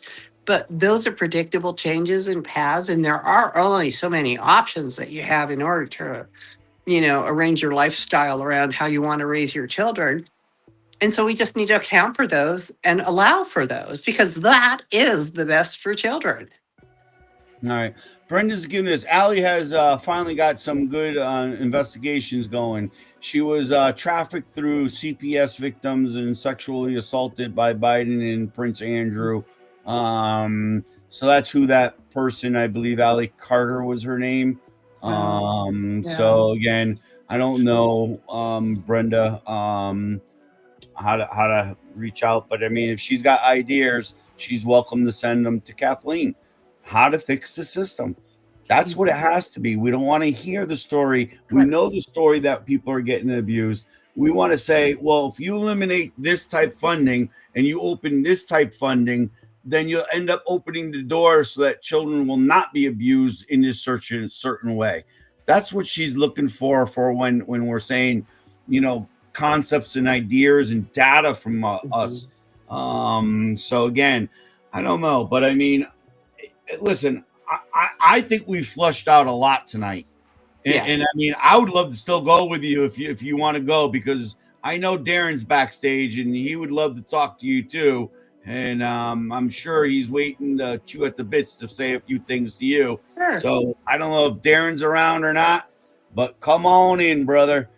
Because if not, we're gonna pretty much say we can always bring Kathleen back, and again,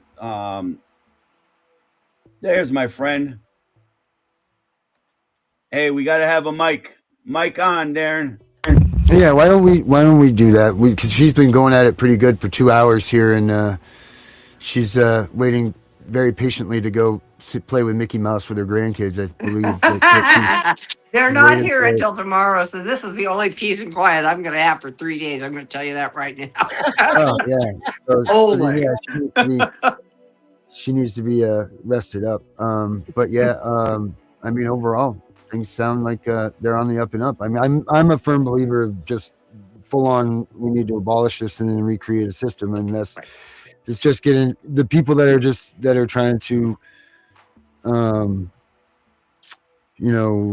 fix or let's add to this. That's all they're doing. But one question I did want to ask you is this: what if we just change the words adoption to reunification? Well, because some people adopt children and it's not a reunification, right? Right, but I'm saying like in an overall way to take away.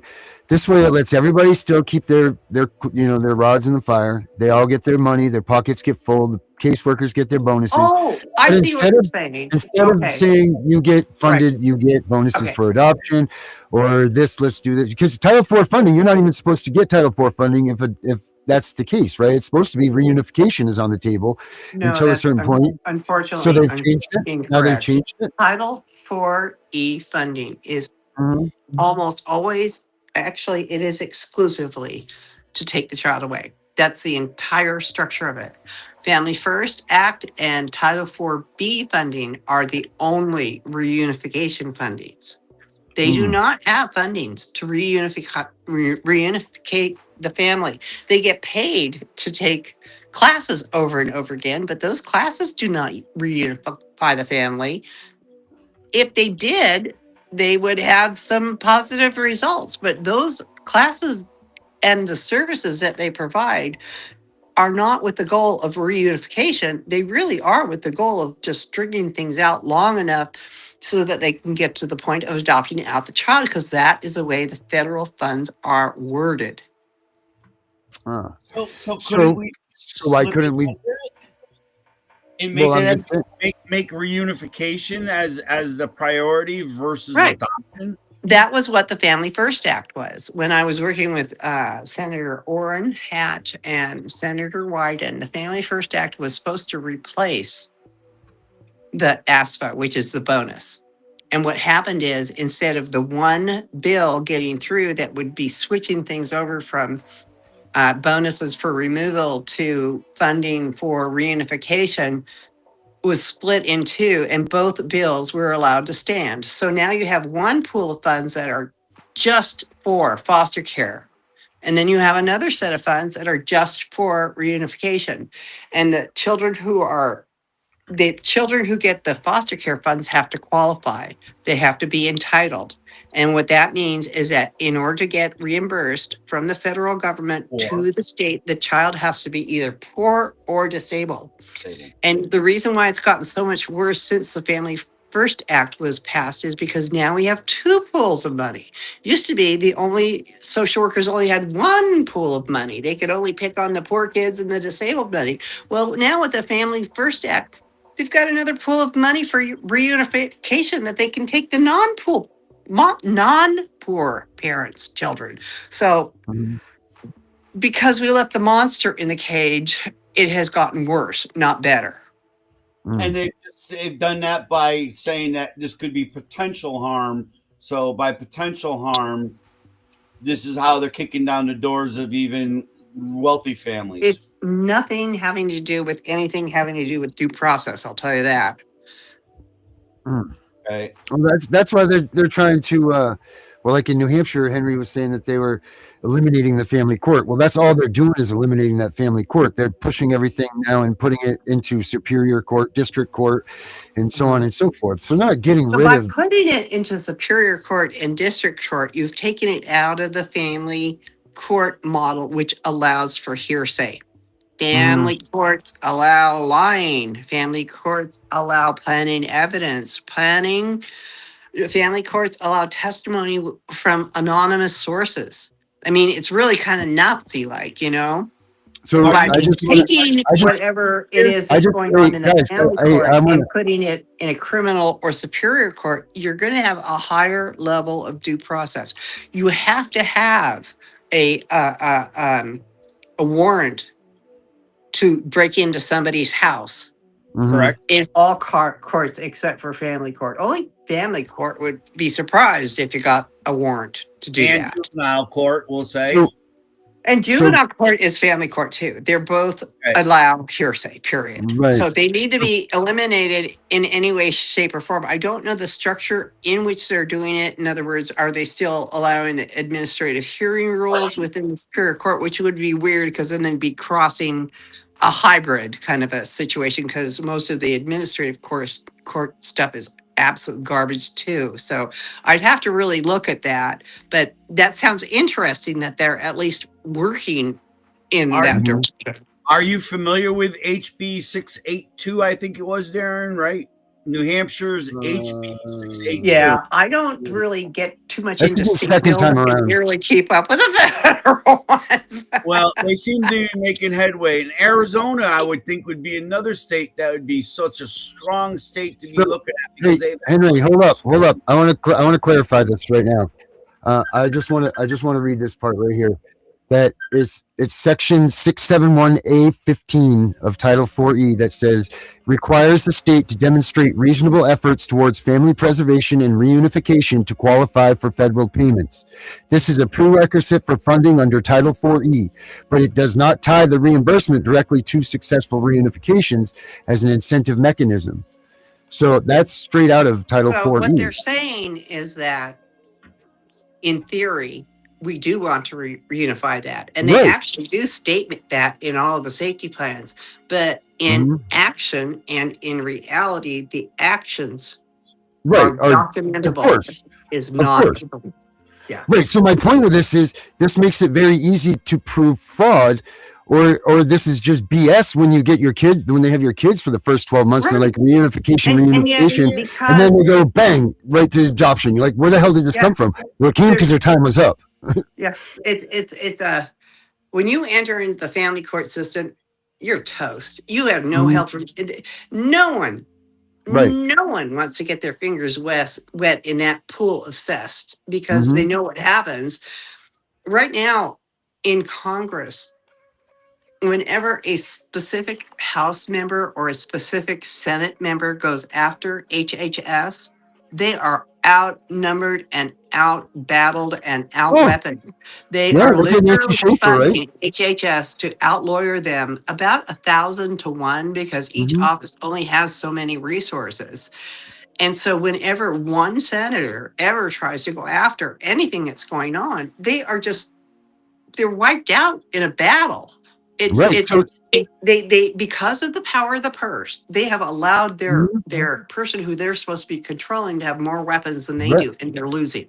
Right. They have no purse. They have a freaking infinite amount of money. Like they have, and I've told You everybody have no this, and idea everybody laughs what at the it. purse is. Right. It's really Everybody, bad. exactly. They only tell us what we think we know. That's it. And like I say always, this doesn't account for the nurses that, get $1,000 for calling DHS and saying, hey, look, there's a blonde-haired, blue-eyed baby here, and the mom's on drugs now, so come get this baby, even though the mom's not on drugs or any of that. It doesn't account for any of that fraud money, the judge payments, any of that stuff. Mhm. The doctors, like Maine, for instance, where I'm from, they have $3 million open check, wide open check that they can give to any doctor or medical procedure office that they find fit that helps them in their processes or whatever. $3 million. I don't know where you're from. I call that a bribe, right? So if you go, hey, doctor, make sure that this woman's never sane or these people never come out or their drug tests are always false. Here you go. Here's $3 million for your office. Thank you very much. This is just ridiculous. And if we actually took all the funding away, it would collapse our economy. I truly believe that. If they took every dollar that is put into this system and tried to manipulate it or whatever, you wouldn't even get all of it out there between the rental properties, the traveling, the gas cards, all of this stuff. I mean, this is a giant machine that people don't understand. And this is where I don't even get this, is where are the people that aren't involved in CPS that aren't seeing this? And why aren't they out here helping us? Because that's the problem. We're all lunatics. We lost our kids. They're crazy, pissed off parents. They're just lunatics. They're probably on drugs. They're this, they're that, they're this. That's what we're all considered. So we don't have the power that they need. But I'll tell you what we are stupid about is we are so dumb to not realize there are millions of us. There are millions and millions and millions of us affected by CPS. And if we could all get our heads out of our asses for just 2 minutes at election time and put all of our heads together, we would vote out any son of a bitch in that office. So they could have all the lawyers they want. They could have all the things they wanted because the power of the vote is still the most powerful thing that we have in this country.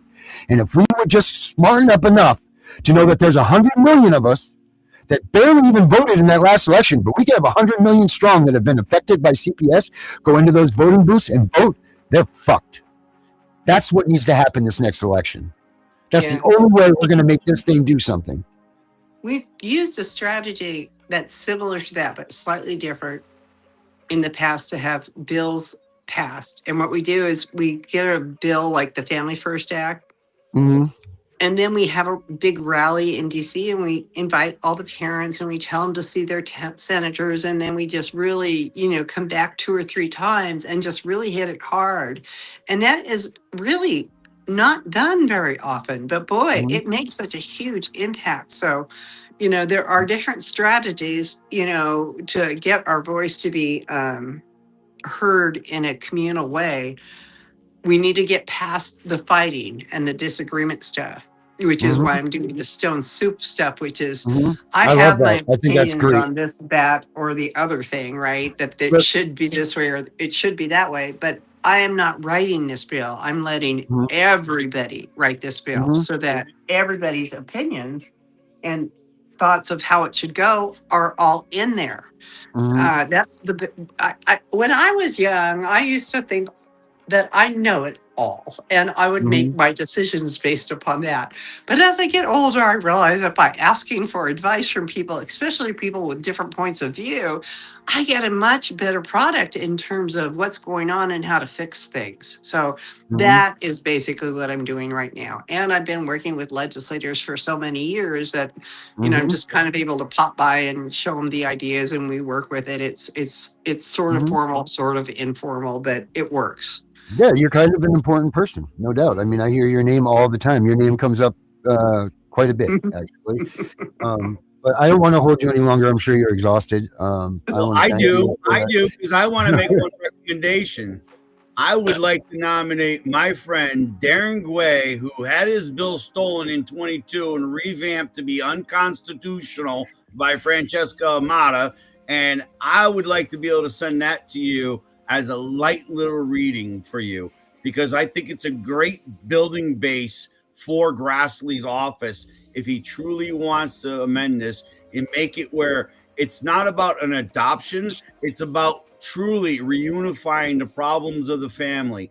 Again, if the family needs housing, give them housing. If the family needs this, Give them that. Again, my feeling is I'm seeing a lot of people with disabilities being attacked, and they cannot achieve Olmsted because, again, they have Down syndrome, and people look down on them and say, "Oh, you're not good enough to be a parent." So they're always having to watch their parental rights, and it's disgusting what I see, the torture of Connecticut and the amount of money that they're spending on these social workers that have no clue is just absolutely insane. They don't even have the effective ADA training. They don't even have policies and procedures of modifications. They don't have nothing. So again, I would ask you, would you mind if we send you his bill? Because I think you'll find it's going to be similar to Francesca's, but it's going to reach to the constitutional point that we are all looking for. Francesca reworked it for her needs, and her needs is to push her agenda of, yeah, I want 60% women and 40% men, but I ain't bigoted against men. Well, listen, I believe 50-50. The child should be freely going back and forth to the house if possible. And again, it'd be great if parents could afford to live in the same town. We know that's unreasonable, but there's got to be means to do it. You know what I mean? Let it be, I can't take them today. You got to pick them up from my house and bring them to school. Something has to be done. And again, I'm nominating Darren and anyone else that's in the audience that's been putting up some good messages. Please type something. Give us the remedy to your problems and let her push it through the AI. I assume you're using AI, right? To Actually, I can honestly say that I am the last person to not use AI in the entire world. Right. I have already pre-written almost everything that I'm still generating pre-AI. I'm using AI for grammar checks and to gather more data, but the stuff that I've written was pre-AI, almost all of it. I mean, AI I just started using maybe 6 months ago. Wow. You know what's great? They have this Coursera offers this thing for people over 40 that it's 15 I wouldn't minutes a day. qualify for that then. Well, you're you're right. I'm sorry. My bad. Never asking women their age. I myself is over 40. I myself am over 40, and this is for all the parents out there that might be. They offer a great thing that's like 15 minutes a day, and it goes through all the different AIs. Yeah, it's really good. It's really cool. Yeah. You learn so much about it. I did it, and I passed, so that was good. And I suggest everybody take that thing because it's really cool. It teaches you everything you need about ADA. I'm very cautious with AI.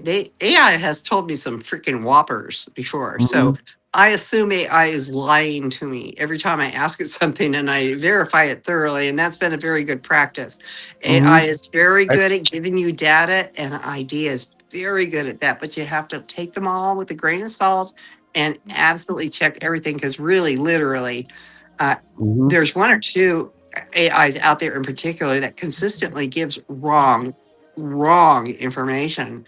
And so you do have to be careful with it, but it is a great tool. It really is. But we have ours that's tracking things. Is incredible. It really does track things that you forget about, and that's about the only thing. So again, when you guys are writing up, any plans or anything like that, my feeling is just run it through, like you said, grammar at least. Yeah. And also I always check things like nowadays when people send me through, I put it through AI to verify if it's correct or not. And then if it gives me questionable results, I'll throw it through another one, And that is very helpful because a lot of times you have no idea what if is being stated has any grounding in truth. And the more bizarre they are, sometimes the more true they are. And AI will help you figure out what is good data and what is not, as much as you can. Right. Yep. So Darren's bill's not copyrighted, so you can tweak it any way you want. Yeah, we'll get it to you. How you like that one, Darren? I'm giving away your shit already. Yeah, hey Henry, I wrote you a good new song too for the end of this. So all right. So anyways, anytime you want, you can come back on, guys. Tomorrow night's full and roll Zoom meeting. If you're not aware, I would say let's find out an update from Billy and the crew.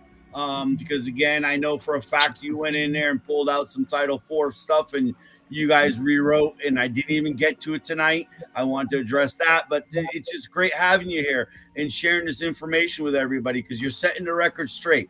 I was tired of hearing everyone saying reform. She's only about reform. Ban her, ban her. Well, now you heard it from the damn horse's mouth. She ain't. She's about collapse. Well, reform does also mean get rid of, right? I mean, and be synonymous. She's cleaning up reforms where they've gotten better at the manipulation. That's all it's giving them is the tools.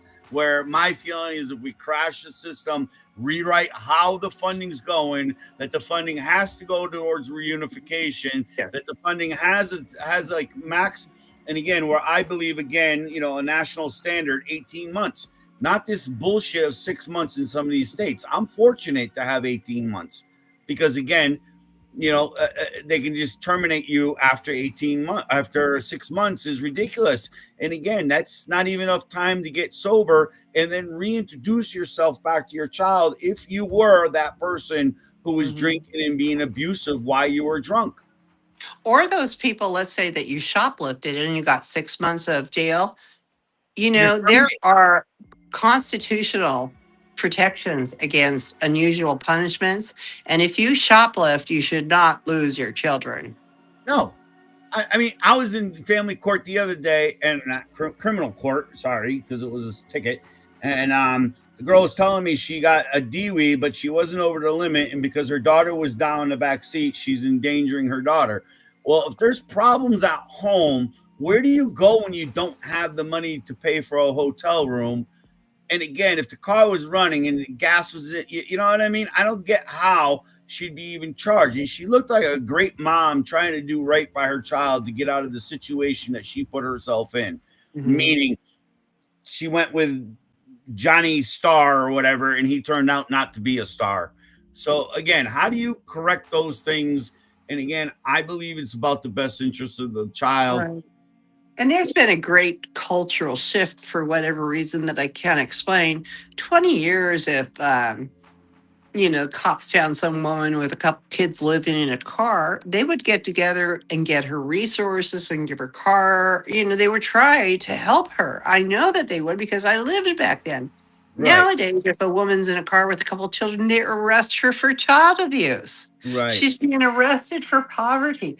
What the hell is wrong with our society these days to where we have women living in cars with children with no other options? I mean, we really need to take a serious look at the imbalance that's occurring between, you know, people with lived life on the ground experience and those who are making the decisions for us who have no clue as to the reality of life Kathleen, on the ground as it's occurring. I know one person personally right now.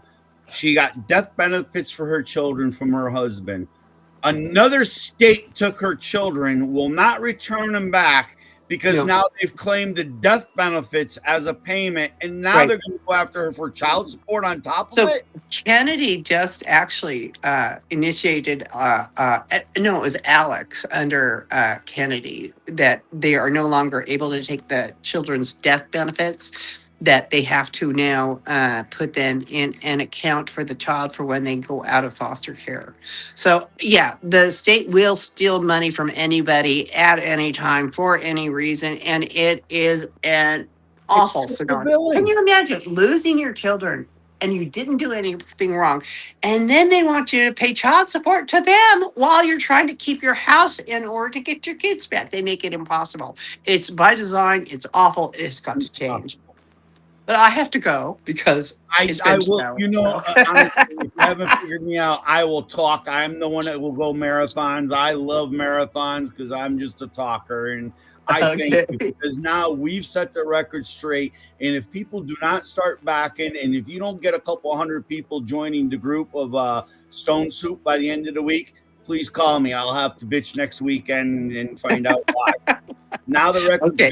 And we're just now really starting the Stone Soup. We've got a little like a Facebook page, but we're really planning a big launch here pretty soon with it. And so we're doing some you need help from us. And stuff. As you see, you just met the #1 graphic artist I've met in my life. He designs our own songs. He designs all the graphics here. So if you need something, I'm putting Okay, Darren out cool. there Thank again. you very much. I don't That's care. great. You will have his bill by the end of the day, Oh, raw, cool. untampered, from Francesca, the real McCoy, because she changed Okay. that so hard. And again, we call for dissolve and then rebuilt with the primary purpose of the parent. That is what we, and if it's not parents, then let's go to the next living relative. Mm-hmm. Yeah, family. It's called family. You know, hello. Well, again, my family world today too could be a neighbor that could be your child's like adopted mother. But it was great meeting you again, everyone. If you ain't happy with what you heard tonight, because I'm ecstatic, I can't wait for more. Welcome back anytime. Okay, thank coming you. again. Bye-bye. Bye-bye. Rock and roll it, guys. Get us out of here. Wrap it up for the night. Constitution, my throne from the back roads of freedom to the city lights bright. I stand on my rights day and night, ready to fight. Government overreach, nah, I draw the line. Bill of Rights, all the Second Amendment shine. They the warriors, breaking barriers down. Disability rights, wear that crown. No ramps, no access, we rise and we roar. Equal under law, demanding more. Hardcore American, fist to the sky, fist to the sky. Stand on your rights, stand on your rights. Never comply, never comply. Support the ADA, hey, hey, hey. Let freedom reign, freedom reign. Abolish CPS, abolish CPS. Clip their wings, equal and the same. Got truth we claim, united we stand. In liberty's name, in liberty's name. Whoa, rights forever. Whoa, CPS never. CPS storming in, tearing families apart. False claims and power plays, breaking every heart. Kids ripped from homes, no due process in sight. We abolitionists rally, turn wrong into right. From the farm to the courts, we expose the lies. Parental rights sacred under American skies. They a backbone for the blind, deaf, and bold. No discrimination, stories untold. Wheelchair rebels, mental health nights. We grind through the system, igniting the fight. Hardcore American, fist to the sky.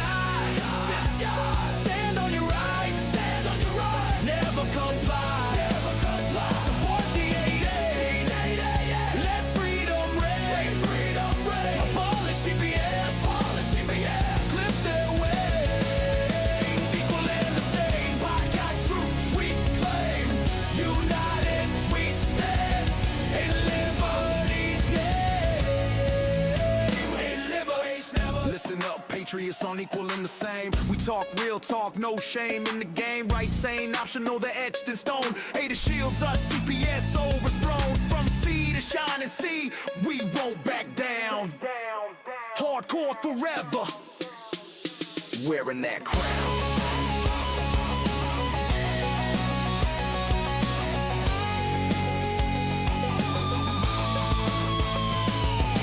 Truck stop philosophers, courtroom gladiators, podcasts, revolutionaries, truth liberators. Stand firm on your ground, don't let them invade. Aid of justice, CPS brigade. We're the voice of the voiceless, to fight in the dark.